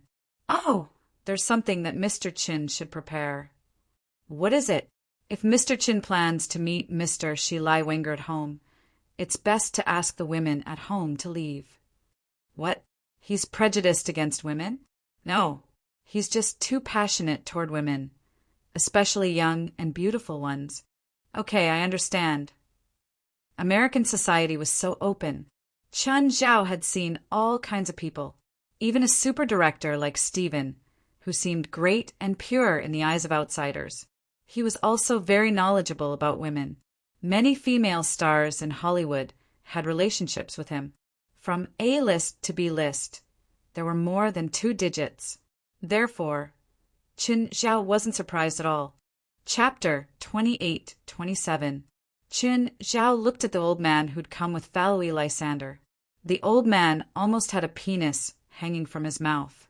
From the moment he'd entered the restaurant, he'd been searching for pretty waitresses. Then he walked in Qin Zhao's direction. Suddenly, he went in another direction and went straight for a pretty waitress. Hi, ma'am. Can I have your number? Handsome men were popular, even if the man was almost 100 years old. As long as you knew how to take care of yourself, you'd have a different sensory experience. Anyway, you'd be very handsome. Qin Zhao wasn't in a hurry. He rested a hand on his temple and leaned against the window. Qin Zhao listened to Falui Lysander's suggestion. To avoid beating up a 99-year-old man at home, he decided to meet outside. After a few minutes, the old man didn't seem to have a smooth conversation with the waitress. After the slap, the old man walked up to Qin Zhao, embarrassed. "Mr. Qin, hello." "Hello." Qin Zhao stood up and shook hands with the old man. "Let's talk business outside. Also, waitress." After the old man called out, the waitress who'd slapped him walked up. "How may I help you?" "I'd like an Australian steak and a West Coast lobster, a glass of orange juice, a roast goose, and some cow mushrooms with French snails." The old man looked at Qin Zhao. "Mr. Qin, do you mind if I order more?" "Of course not. Go ahead." When the waitress left, she mumbled something. She probably didn't say anything nice. "Mr. Qin, I heard that you wanted to show me some symbols. We have 20 minutes before lunch." The old man was putting the cart before the horse, but if he could solve the problem in 20 minutes, Qin Zhao wouldn't mind his attitude. Qin Zhao took out the picture he'd prepared and handed it to the old man. The moment the old man saw the picture, his eyes widened. Qin Zhao could vaguely feel that the old man had an unusual aura. Qin Zhao looked up at the old man. So he was a kindred spirit. The old man lifted his head and also looked at Qin Zhao in surprise. This was the first time he'd looked at Qin Zhao so seriously. "Where did you get these pictures from?" "A friend gave me something. I copied them from it." "Have you considered selling it?" "What price can you offer?" $100,000 US. "What do you think?" The old man recalled the number on the check. "Huh. I'm just kidding. Let's continue. The words on it are the oldest human language," the old man said. "Shouldn't the oldest language be the Oracle bone script?" Oracle bone inscriptions are hieroglyphics. Even now, the academic community is still debating whether or not the Oracle bone inscriptions can be considered a language. This is because the users of the Oracle bone inscriptions were the ancestors of mankind. However, they were not considered real humans, but Homo sapiens. The oldest language I'm talking about is the language used by mankind. "Mr. Shilai, why have I never heard of this language in the academic world?" The old man glanced at Falui Lysander. "Because this type of text only circulates within a small circle, and this small circle obviously doesn't include you." Falui Lysander's face turned green and red, clearly infuriated by the old man's words. The old man pointed at Falui's nose and said, "You don't have the right to know. This type of text is called a primitive language. There's no other name for it. It's used to record gods. It's not an ordinary record. In ancient times, there were very, very few humans who mastered it. There might only be a few people in an era. Actually, the inheritance of the primitive language hasn't been cut off. It should be one of the few human cultures that have survived to this day. Even now, it's still circulated within a small circle. Are you one of them? Me? Not really. Huh. The old man's smile contained a lot of meaning. Since Qin Zhao had already confirmed that the old man was also in the same field as him, every word he said might be filled with deep meaning. But right now, Qin Zhao was more concerned about whether the old man could answer his questions. "Mr. Qin, can I see the real thing?" "Not convenient," Qin Zhao replied with a smile. "Fine." The old man did not insist. At the very least, he did not continue to question or persuade him. He just held the rubbing paper and looked at it. "The content on this is very limited, Mr. Qin, and the content is not complete. The original text needs to be read in full before it can be translated. What I can see now is only a description of a god, the nameless god or the unknown god. There's so much text, but only this much actual content. Primitive writing is a very complicated system of writing. You can't just look at a single character or a single line. You need to interpret the entire text. Adding a character or symbol will change the entire content. So, What I said just now is just some judgment. I can't give a definite explanation. So, if you want me to translate more content, you don't have to think about it. Forcing it would just be nonsense. What if I want to learn the primitive language? Qin Zhao asked. Do you know how many years it took me to learn the primitive language? How many years? 40, the old man said. The old man said, this is also because of my excellent talent. I've taught 10 students, but only 1 student has learned the primitive language. The other 9 students have spent decades and still can't translate a single sentence. Pretend I didn't say anything. Qin Zhao gave up. He'd be crazy to spend decades learning a language system. When you've decided and let me see the real thing, then contact me. I can't give you more help now. I'll think about it, Qin Zhao answered vaguely. Okay. The old man didn't force him. After talking about business, the dishes were served. The old man started eating as if no one else was around. Falui Lysander realized that the almost 100-year-old man's appetite was so huge. It was several times his own. Just then, Qin Zhao ordered his own portion. It was several times the old man's. Falui Lysander realized that he was the only one who was at the level of a regular person. Both Qin Zhao and the old man had shockingly huge appetites. Mr. Qin, I didn't know you could eat so much. The old man looked up at Qin Zhao. He hadn't swallowed his food yet. Not at all. Mr. Shi's appetite surprised me. Qin Zhao also wolfed down his food. Spiritualists usually ate more than regular people, but it was still limited, except for one type of spiritualist, the strengthening type. For example, Qin Zhao's appetite was inhuman. Chapter 28:28. Thank you for your hospitality, Mr. Chen. The old man left in a natural and unrestrained manner.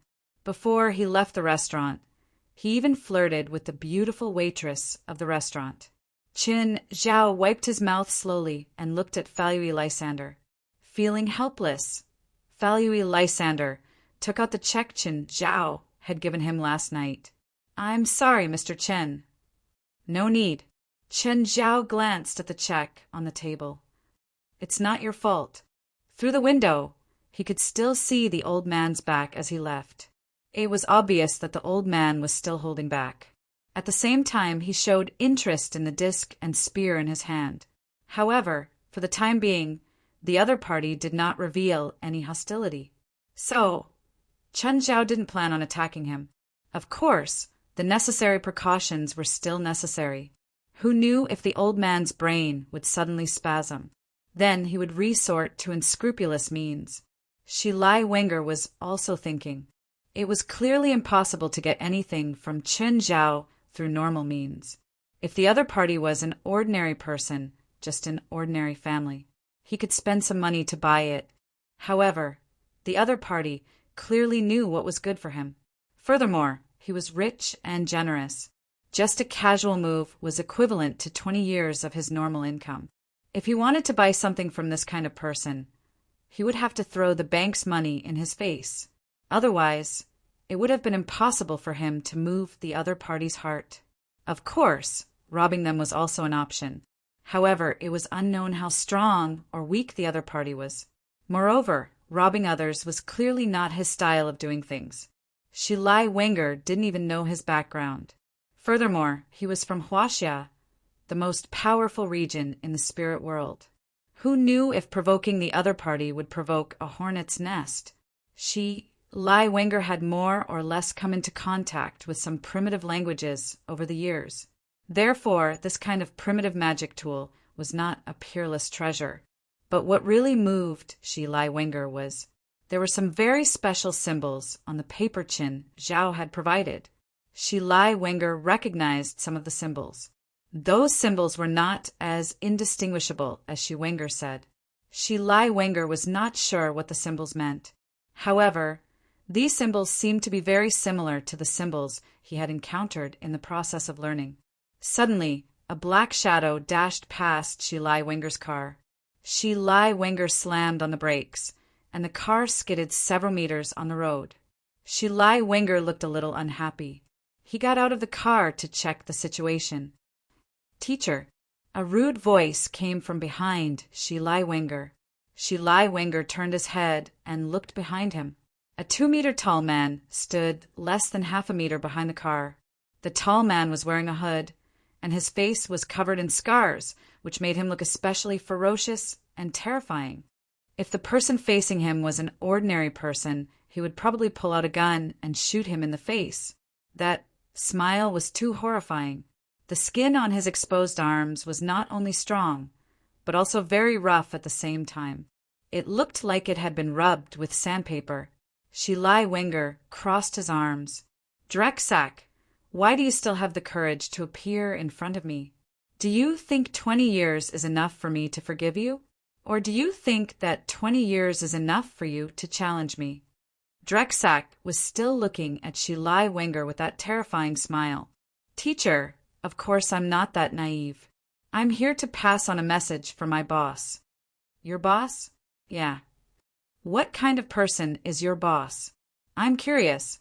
He can actually suppress you. Seems like he has the ability to deal with you. If you're willing to come with me to see my boss, he should be very happy, Drexak said sincerely. Drexak said very sincerely, my boss has some matters that require your ability, teacher. I wonder if teacher is willing to come with me to meet my boss? If I refuse, are you going to attack me? Teacher, don't joke around. I know myself. Before you, I'll always be a student. Drexak looked at him seriously. My boss only asked me to pass on a message. He also asked me to come to express his sincerity to you. That's not how you express sincerity. If he's really sincere, he should come and talk to me face to face, instead of hiding behind me and sending messages. I still have something to do. I'll be leaving now. Shi Lai Wenger did not seem to want to spar with his student, whom he had not seen in 20 years. He returned to his car and was about to leave. But just because he did not want to fight, it did not mean that Drexak did not want to. Shi Lai Wenger started the car for a long time and realized that it could not move. Shi Lai Wenger got off the car again and looked at Drexak, who was standing behind the car. Didn't you say that you don't want to fight me? I thought you really knew your place. Teacher, the prerequisite for me knowing myself is that you know what's good for you. Then what if I don't? I'm sorry, but I have to complete my boss's order first. You should have done it long ago. Shi Lai Wenger sighed. You're wasting my time. Shi Lai Wenger started moving his limbs. His bones were making loud popping sounds. Drexak could not help but stop smiling. He became extremely serious. He knew how terrifying Shi Lai Wenger's ability was. 20 years ago, he could not fight back against Shi Lai Wenger at all. Now he thought that he was strong enough to compete with Shi Lai Wenger. But when he really faced Shi Lai Wenger, he could not help but feel scared. Shi Lai Wenger brushed his hair back, revealing his forehead. Just then, Shi Lai Wenger's forehead suddenly split open. Drexak's expression changed again. A bloody mark also split open on his forehead. Although Drexak's expression was serious, it was not enough to make him despair. Teacher, you don't have to do this. You're using the dense blood right from the start. I need to see how much you've grown in the past 20 years, Shi Lai Wenger said calmly. Just then, Shi Lai Wenger's body suddenly emitted a terrifying aura that was thousands of times stronger. Red light suddenly appeared on Drexak's body, blocking the terrifying aura. But he himself took a few steps back. In just a moment, the difference in strength between Shi Lai Wenger and Drexak was clear. Drexak's face alternated between red and white. Teacher is indeed a teacher. I thought that I had grown fast enough in the past 20 years, but when I really faced you, I realized that my growth was far from enough.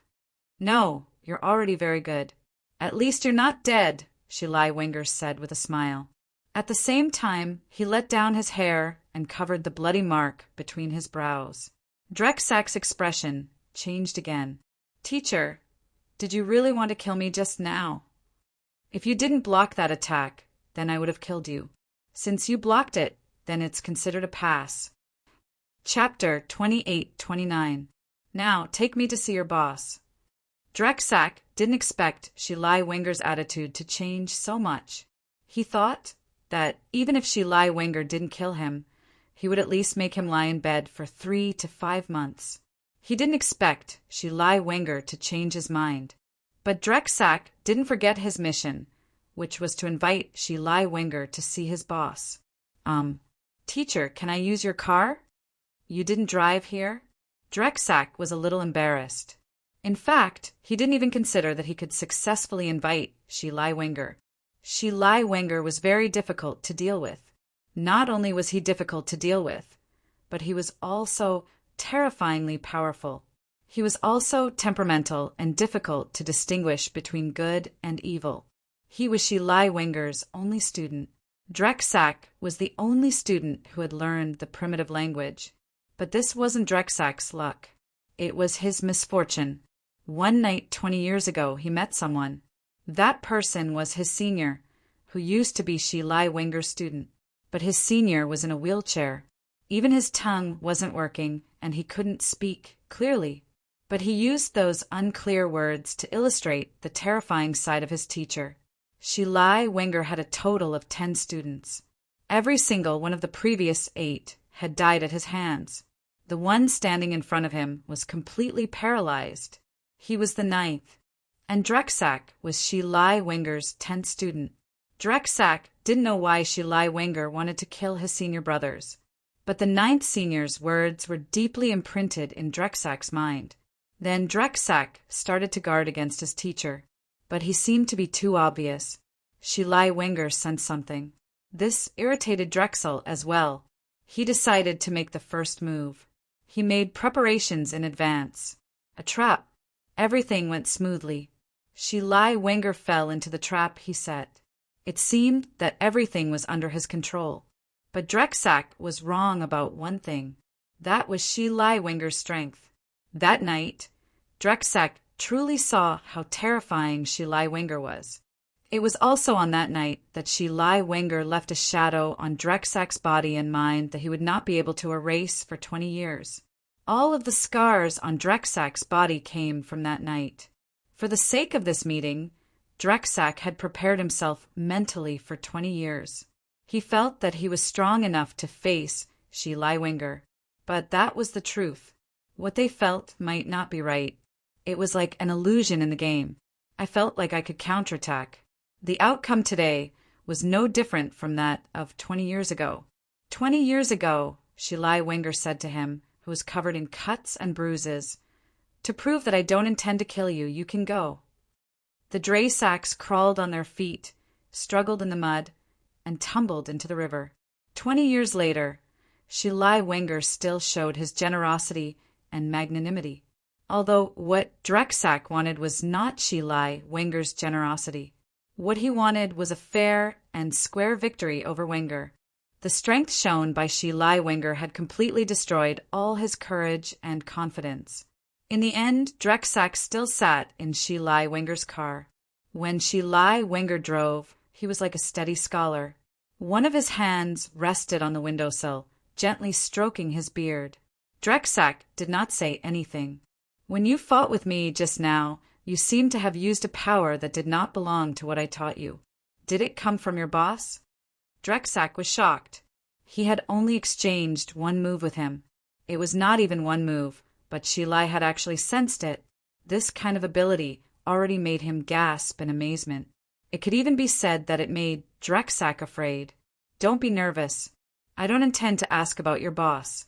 After all, I will be able to see him soon, right?" Drexak remained silent, but his expression was extremely gloomy. "Do you think that I have been hiding things?" Shilai Wenger asked with a chuckle. "Is that not the case?" Shilai Wenger shook his head. "No, I have never hidden anything from you or your previous 9 students. I have taught you everything that I can and what you are willing to learn. At this time, are you planning to give me an explanation for what you have done in the past? Or are you planning to tell me that it was a scam? No, it is true that I killed them, and I was the one who initiated it." Shilai Wenger did not deny it. He was not trying to deny it. What did they do wrong? They did nothing wrong. 3 of them were raised by me. They were like my own children. Shi Lai Wenger's tone was still calm. Although I was reluctant, I still killed them. Drexak did not understand. He raised his children with all his heart, taught them knowledge, and then killed them? What was going on? Even if he was a bloodthirsty person, he would not specifically target those close to him, right? And you, to be honest, you are the worst of my 10 students. Cruel, cold, and treacherous. But I did not kill you. Do you know why? Drexak shook his head, indicating that he did not understand. The senior, who was completely paralyzed, was the same. Shi Lai Wenger knew that he was still alive, but he had no intention of continuing to kill him. Logically speaking, he had treated Shi Lai Wenger like that. He should be the one who deserved to die the most for sneak attacking Shi Lai Wenger, but he had survived. It is hard to understand, isn't it? Shi Lai Wenger said with a smile. Because you are the only one who has mastered the primitive language. None of my previous 9 students have mastered it. They could not even master 1/5 of the content. That is why they deserve to die. Number 9 is slightly better. If you hadn't appeared, he would have been my best successor. He had already grasped 50% of the primordial language. However, because of your excellence and excellence, he was completely paralyzed and lived on as a backup. If you could really inherit all of my knowledge, then he could die in peace. However, you didn't do it perfectly. Although you have all kinds of shortcomings, your talent in the field of language saved you. Drexak did not expect that to be the reason why he was able to survive. If one day someone who is more talented than me in languages appears, will that be the day I die? Yes. Why? Is this knowledge that important? Of course it is. All these years, you used this knowledge to exchange for power. Is it not enough to prove the value of this knowledge? Net. Apex. Chapter 2830. Shi Lai Wenger said in an extremely calm tone as he drove. If you want to learn more, you can come to me at any time. Of course, it's best before I find a better successor. After all, you'll be courting death if you come to me to learn. Shi Lai Wenger's tone was frighteningly calm. Even Drexak, who had always been lawless and regarded the law as nothing, could not help but feel a chill down his spine. Drexak treated everything as if it were nothing, because he believed that no one could punish him. But Shi Lai Wenger was different. He had the ability and the motive. Should we go left or right at the fork in front? Right. Your boss really knows how to hide. Is he wanted? He's hiding in the desert. Drexak was obviously in a bad mood, so he did not answer Shi Lai Wenger's question. The car only stopped when it could not move anymore. The two could only move forward on foot. Drexak naturally did not need to say much. One could tell how good his physique was just by looking at his physique. Shi Lai Wenger walked rather leisurely. Your boss invited me here. Did we talk about pay or something? Don't tell me that we just met. I don't have a good temper. My boss doesn't have a good temper either. Suddenly, Shi Lai Wenger stopped in his tracks. He frowned and looked at the empty desert in front of him. Drexak turned around in surprise and looked at Shi Lai Wenger. Did he notice? When he first came, he could not feel anything. He did not expect Shi Lai Wenger to be able to notice something unusual here. Drexak took out a unique badge. The moment he injected magic into the badge, the empty desert in front of him seemed to have been unzipped, and a gap of hundreds of meters appeared. Let's go in. Amazing, truly amazing. Your boss is actually so generous. Who is he? Won't you know after you go in? Shi Lai Wenger, who had been calm all this while, hesitated. The other party's generosity had already given him a show of strength. From this, it could be seen that the other party's status and strength were not ordinary. Under normal circumstances, Shi Lai Wenger was confident that he could escape even if he couldn't win. However, it was of such a scale, and it was such a special alternate space. Shi Lai Wenger was not sure that he could escape. Shi Lai Wenger knew that he was one of the best in the world. However, He would not naively believe that he was invincible. There were still many mysterious experts in this world. These experts did not show themselves. Some of them lived in seclusion in the mountains, while others hid in the city. Usually, he looked like an ordinary person, but when they felt it was necessary, everything would be different. Drexak glanced at Shi Wenger and couldn't help but show some pride. "What, are you scared?" Shi Wenger smiled. "Unfortunately, this is not the fear you gave me." After that, Shi Wenger strode into the crack. The crack closed like a zipper. The moment Shi Wenger stepped into the alternate dimension, the surrounding scenery had already changed. This was no longer a desolate desert, but layers upon layers of mountains. Clouds filled the air. Among the mountains, one could vaguely see towering peaks. However, in the distance, one could see an indescribably towering peak. Shi Wenger frowned again. This alternate dimension was far bigger than he had imagined. It was vaster than any alternate dimension he had seen before, and the spiritual energy here was unimaginably abundant. Shi Wenger gazed into the distance. There was a trace of aura, obscure and small, but hard to ignore. Although it seemed insignificant, Shi Wenger sensed danger from the aura. "Where do we go?" Shi Wenger turned to look at Drexak. "That highest peak is our destination," Drexak said. "Looks like we have to go far." "Not far." Drexak took the lead and climbed the first peak. There was a huge platform at the top of the peak. On the platform, there was a huge array made of white rock. Shi Wenger looked at the array on the ground. "Is this the astral teleportation in Olympian mythology? How did you know?" Drexak looked at Shi Wenger in surprise. "Have you forgotten? I am the world's best archaeologist and theologian. One of them." Drexak corrected him. "Teacher, in the past 20 years, I've traveled the entire world. I've also met many scholars. Their knowledge is no less than yours." Shi Wenger smiled faintly and did not argue with his student. It was not Drexak's first time activating a teleportation array. He was very familiar with it. In an instant, a beam of light shone down from the clouds and enveloped the two of them. The next moment, Shi Wenger found himself in the center of another unfamiliar building. He was also standing in an astral teleportation array. However, there were stone pillars erected around the teleportation array. From these stone pillars, one could clearly distinguish the theme here. It was definitely in the style of Olympian mythology. Right in front of the teleportation array was a building similar to the Parthenon Temple. However, this building was more magnificent and spectacular. The aura that made him feel a sense of danger also became clearer here. Drexak did not speak, but his expression became more sincere and serious.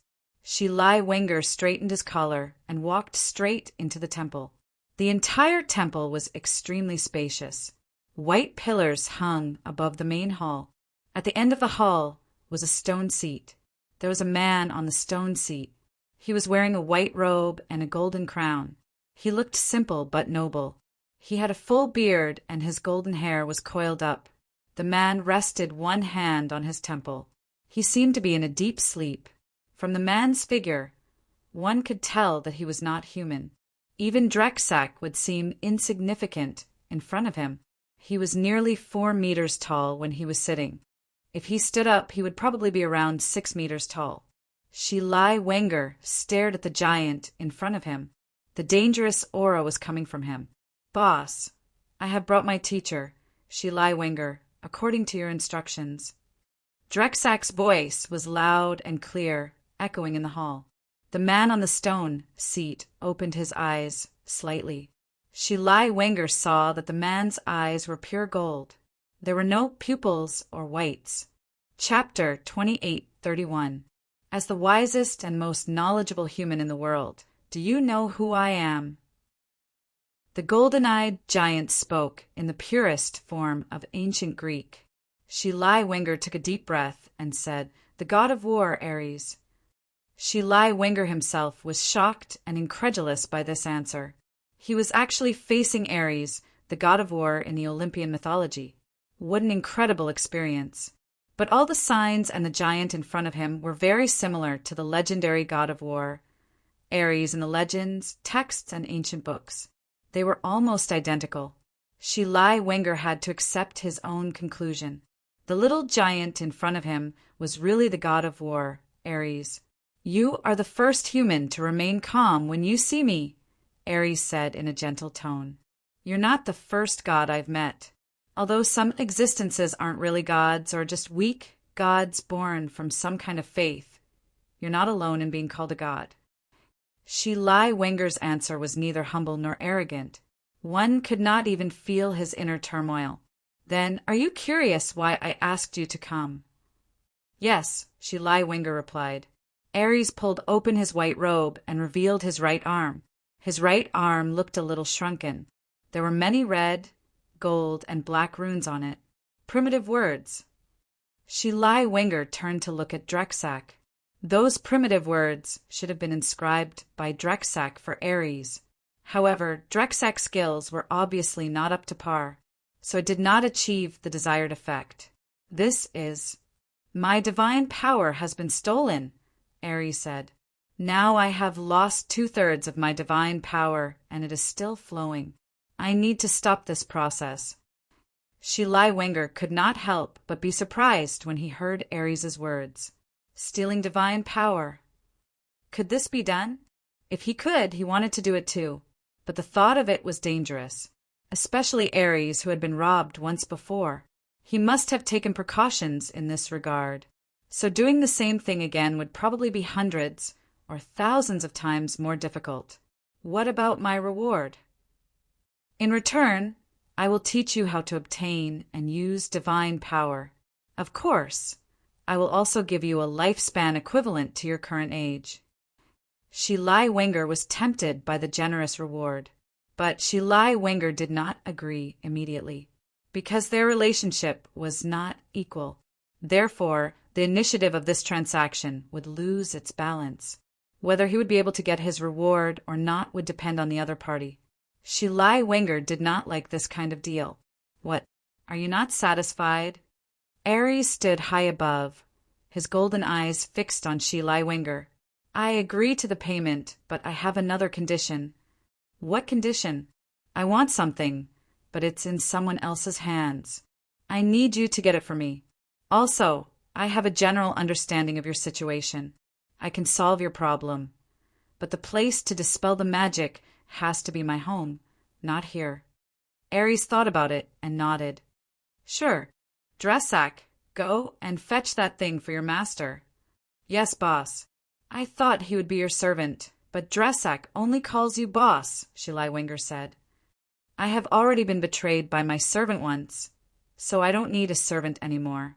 I've already been betrayed by my servants once, so I don't need servants anymore. Whether it's between humans and gods, or between gods and gods, the only thing that won't betray is profit. That's why I only need an employer-employee relationship. I'll hire Drexak and he'll work for me. I'll give him benefits. That's enough." Drexak is a very opinionated person. He doesn't need a god or a master to guide his life. All he lacks is power. It seemed that Ares was also a person who had suffered losses. Therefore, he was very clear in this regard. Drexak was very smart, so Ares was very easy to use. This surprised Shi Lai Wenger. Most of the gods he had seen in the past were arrogant, rude, and condescending.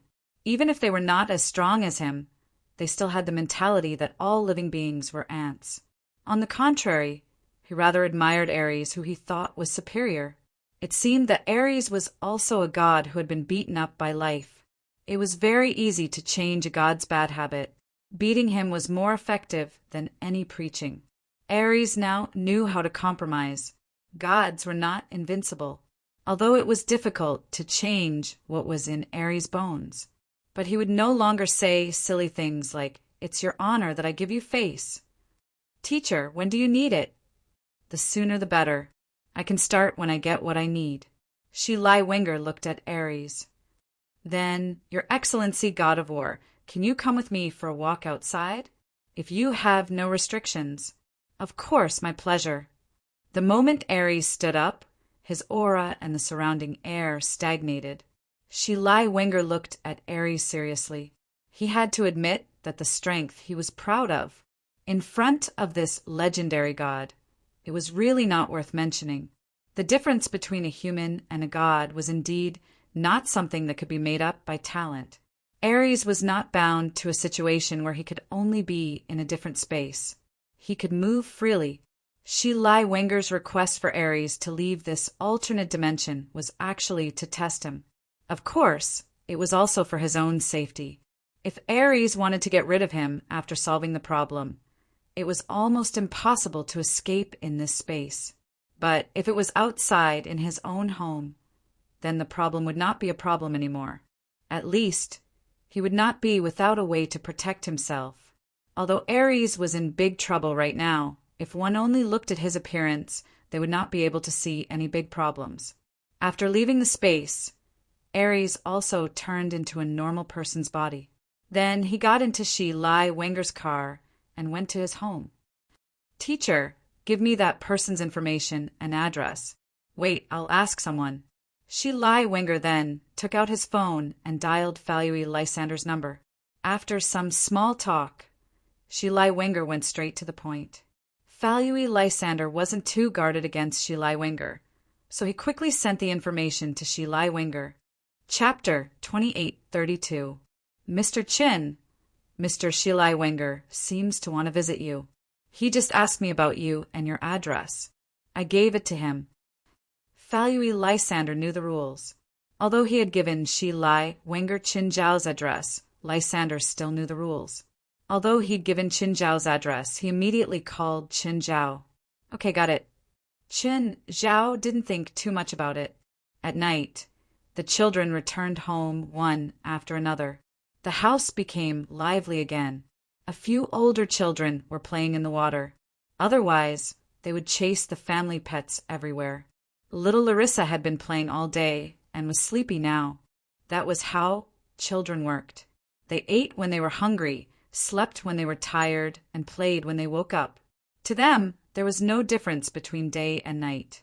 For this, Qin Zhao even bought a monitoring watch. It was similar to the current health watch. Qin Zhao and little Larissa each wore one. It was used to monitor little Larissa's schedule. As soon as she woke up, Qin Zhao would receive a message. Now, some families would use such equipment. Of course, the price of the equipment was not cheap, so the people who used this kind of monitor were mostly middle-class or wealthier families. Little Larissa had a high chance of waking up at night.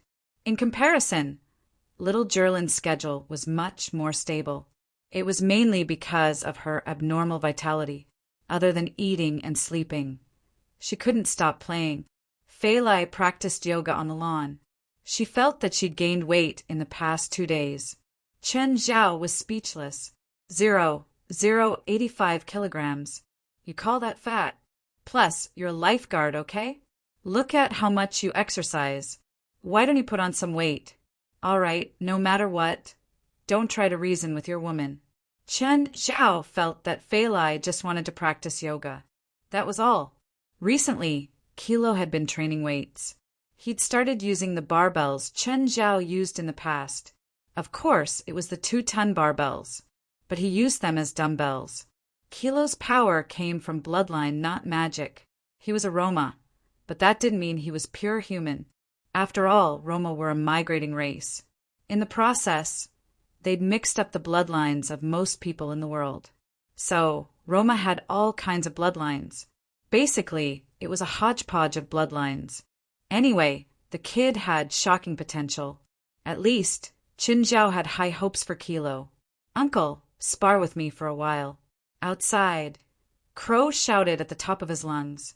Qin Zhao stood up and walked into the yard. Kilo, I don't want to kill you. Pair training?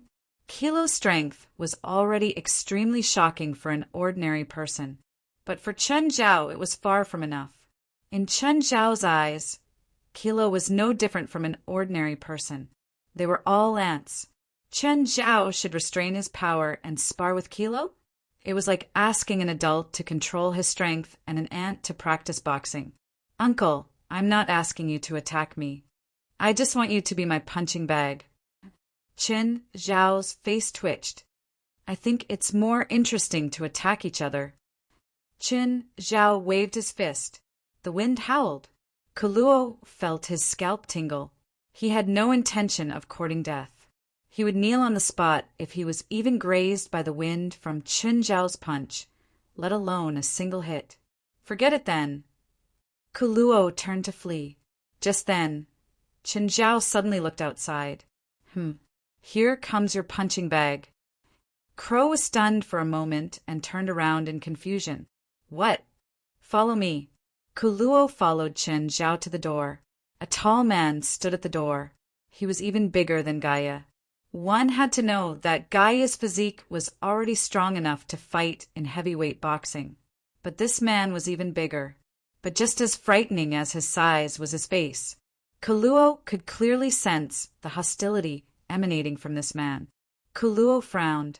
He vaguely understood what Chen Zhao meant. But Kaluo wasn't afraid at all. With Chen Zhao's support, he would even dare to punch a dragon. Uncle, do you want me to hit him? Kaluo asked, looking up. Yes. Chen Zhao nodded. Duresak didn't plan on hiding his intentions this time. But he didn't expect Chen Zhao to be even more direct. Not only did Chen Zhao notice his hostility, but he also wanted a child to fight him. A child to fight him? Drexak's expression immediately turned gloomy. He twisted his neck. He didn't plan on telling Chen Zhao how dangerous he was. He wanted to use his actions to prove that not only was he dangerous, but he was also cruel. Smiling, Chen Zhao looked at Duresak. You'll have to suffer a bit. No, not at all, Duresak said nonchalantly. He was about to attack when he suddenly realized that he couldn't move. Duresak looked at Chen Zhao in surprise. What's going on? What spell is this? A confinement spell? When did Chen Zhao cast it? Duresak wanted to break free. As far as he was concerned, he had 100 ways to break free from this imprisonment spell. However, he soon realized that something seemed to be wrong. Okay, Kaluo, you can go. Kaluo took 2 steps forward and looked back at Chen Zhao. Uncle, I won't kill him, right? No. His body is stronger than yours. It won't be easy for you to kill him. Oh, that's good. Kaluo, go. Just then, the children playing in the yard also noticed the situation at the door. They all climbed onto the fence and cheered loudly. Fei Lai also noticed the situation and shouted, Chen, this is the door. Don't make it too bloody. Chen Zhao shrugged. Don't worry. I won't do anything today. Duresak was angry. He was angry at Chen Zhao and the group's arrogance. However, he couldn't do anything about the confinement on his body. Duresak was at his wit's end. It seemed that he could only use his ultimate move. A bloody slit appeared on Duresak's forehead. The dense blood I had just opened. Duresak felt that his neck was being pulled and twisted by an invisible force. It was as if his neck was going to break. The intense pain and the sense of impending death caused the eye of dense blood that Drexak had just activated to be interrupted. Don't scare my children. You better behave. Chen Zhao's voice appeared in Duresak's ears. At this moment, Duresak realized it. Chen Zhao was far more powerful than he'd imagined. From start to finish, Chen Zhao's hands were in his pockets, but he couldn't even move. This was something that he'd never experienced before. Very good. It seems that you already know the rules here. If you dare to cast any dangerous spells here, I'll twist your head off. Chapter 28:33. Drexak was still struggling in the dark, but very soon he gave up. In fact, he'd even used primitive words. But even primitive words couldn't break free. Bang! Kilo smashed his fist heavily into Drexak's abdomen. Drexak grunted softly. He wanted to tear the kid in front of him to pieces, but he couldn't even move a finger now. Kilo, it's not enough. You can open up more. This guy can take a beating. After all, Kilo was still a kid. He knew how terrifying his strength was. He was worried that if he used too much force, it wouldn't just be an injury. He might pierce through Drexak.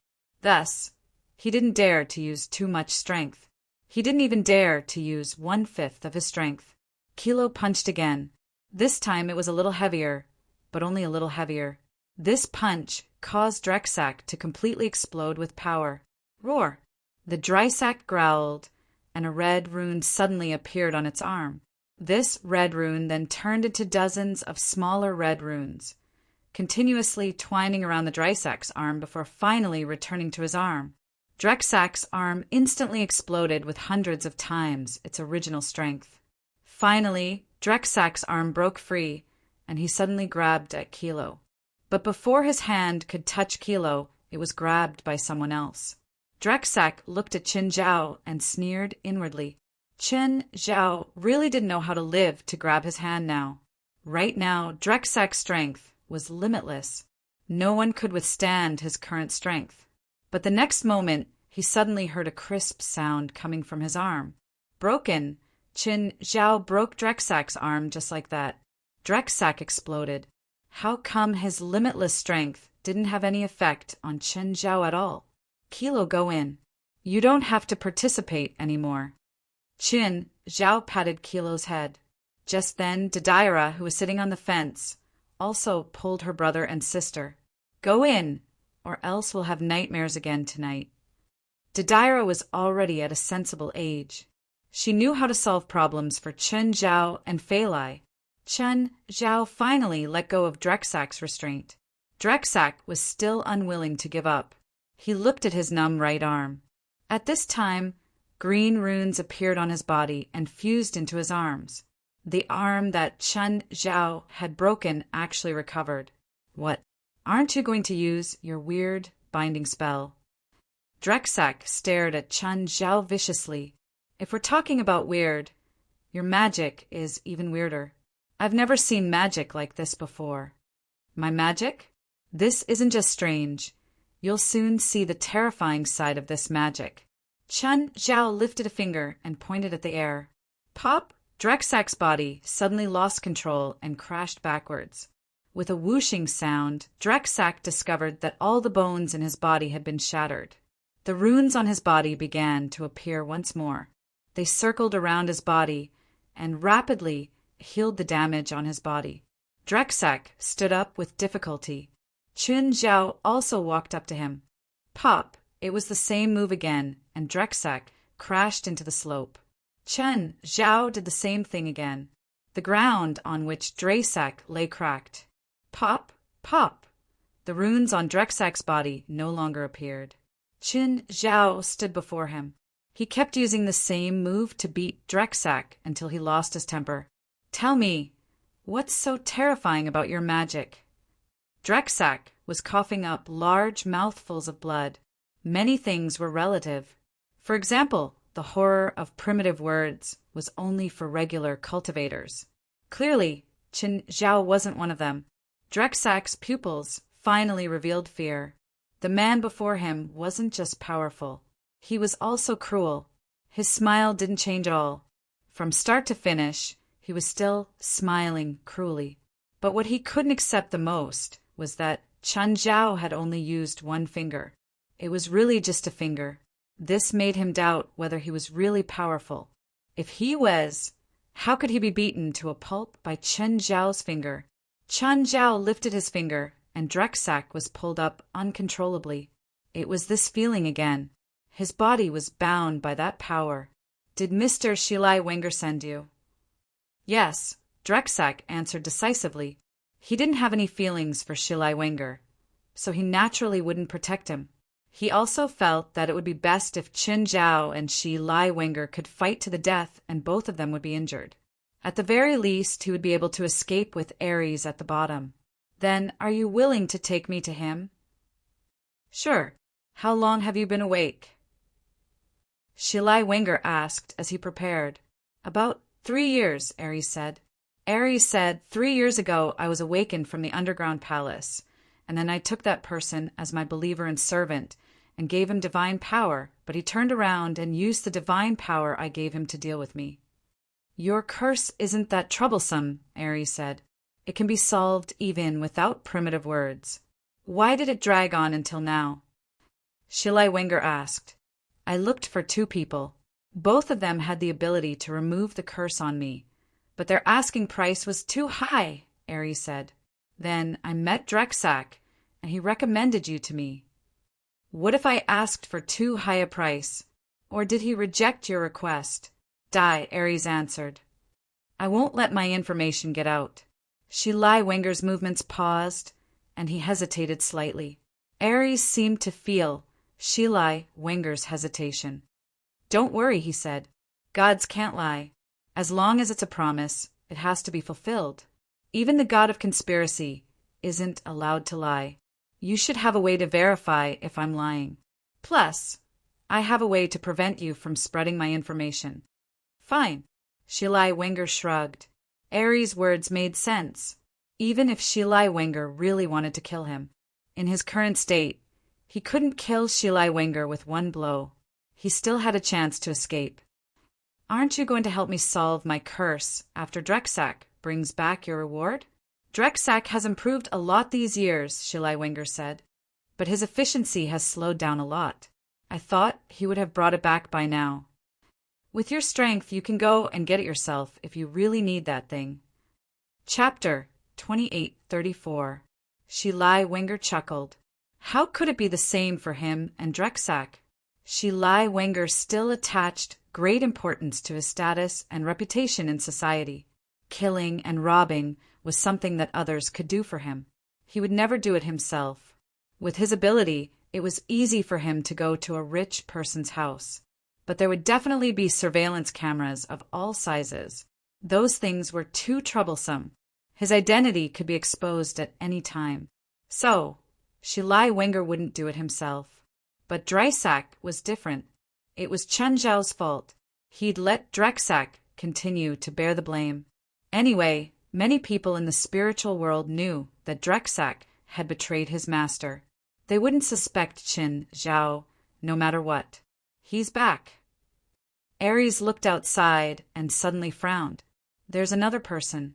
His aura is very weak, but he's not a normal person. Shilai Wenger raised an eyebrow. He couldn't feel it at all.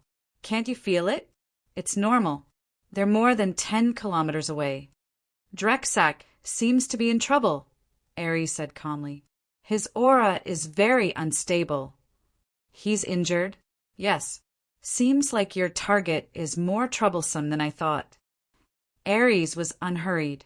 Although he wasn't in his best condition, he was still the god of war, a high and mighty god. Drexak couldn't solve it, but it didn't mean that he couldn't. Finally, Shilai Wenger also felt Drexak and the other person's aura. It's him. Seems like I underestimated him. He can actually hurt Drexak like this. Seems like you still care about Drexak. As his teacher and my approved student, of course I have to stand up for him, Shilai Wenger said matter-of-factly. Chen Zhao drove into a shady farm. When he reached the fence, he stopped and dragged Drexak down. Just then, he saw Shilai Wenger and another person waiting for him in front of the house. Chen Zhao glanced at Shilai Wenger and then at Aries. Chen Zhao tossed Drexak aside and strode toward the two. God. Olympian god. Chen Zhao's voice was rather loud. I didn't expect to meet another Olympian god. Shilai Wenger was a bit surprised that Chen Zhao could recognize Aries at first glance. Shilai Wenger took a few steps forward and walked toward Chen Zhao. However, Chen Zhao's attention was not on Shilai Wenger at all. Facing Shilai Wenger, who was walking toward him, Chen Zhao had no intention of stopping. He continued to stride forward. Shilai Wenger smiled. Chen, who? Shilai Wenger suddenly flew to the left and knocked over the fence. Shilai Wenger was dumbfounded. He stood up and looked at Chen Zhao. He realized that Chen Zhao had no intention of paying attention to him. Instead, he walked up to Aries. Excitement was written all over that face. Aries frowned. He didn't like the way Chen Zhao looked at him. This kind of gaze was very lascivious, as if he was looking at prey, a toy, or something else. There was not the slightest bit of respect or fear. Arrogant bastard. Ares raised his right arm, and a golden sword appeared in his hand. Ares slashed down at Qin Zhao. Qin Zhao raised his hand and grabbed the blade of the golden sword. Clang! In an instant, the golden halo exploded and instantly rushed forward. The main building and cowshed in the ranch collapsed instantly. Shi Lai Wenger, who had just stood up, was sent back to the ground by the impact. Ares also took a few steps back. He also stared at Qin Zhao in shock. Qin Zhao's face was filled with an excited smile. You better not resist. Last time it was also an Olympian god. I couldn't hold it in and didn't even leave a corpse.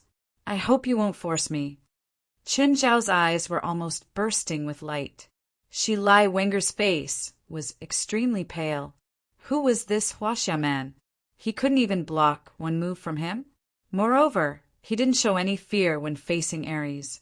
Instead, he seemed to be in high spirits. Human, you've won my respect.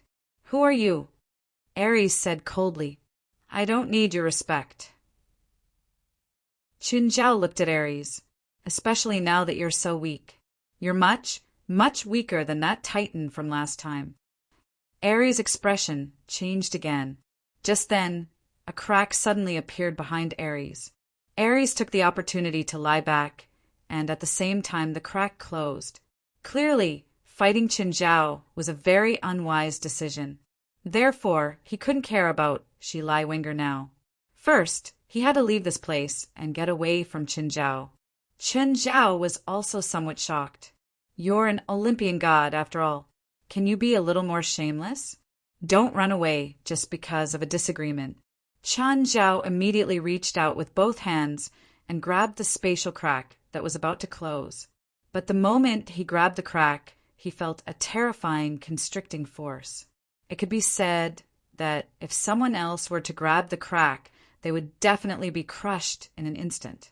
Open!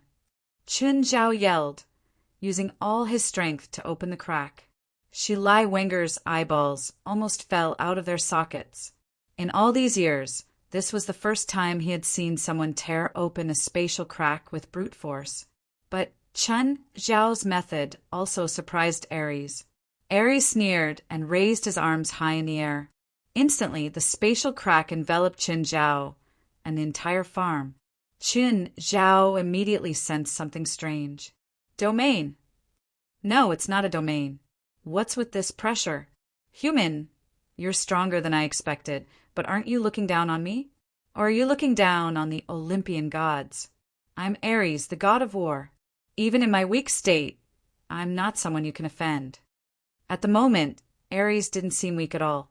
Instead, he was filled with majesty and vastness. His voice echoed in the air. As for you, you jumped into my divine kingdom. In my divine kingdom, I am everything. I am the heaven and earth. No one can defeat me in my divine kingdom. Divine kingdom? This was the first time Qin Zhao had heard of this term. What was a divine kingdom? Shi Lai Wenger glanced at Drexak. Drexak was heavily injured, but it wasn't fatal. This was also thanks to his extraordinary constitution. At the same time, Qin Zhao didn't kill him. Wake up, my warriors, Ares shouted. Instantly, the surrounding mountains started collapsing. Huge giants stood up from the bottom of the mountains. One by one, the rock soldiers stood up from the ground.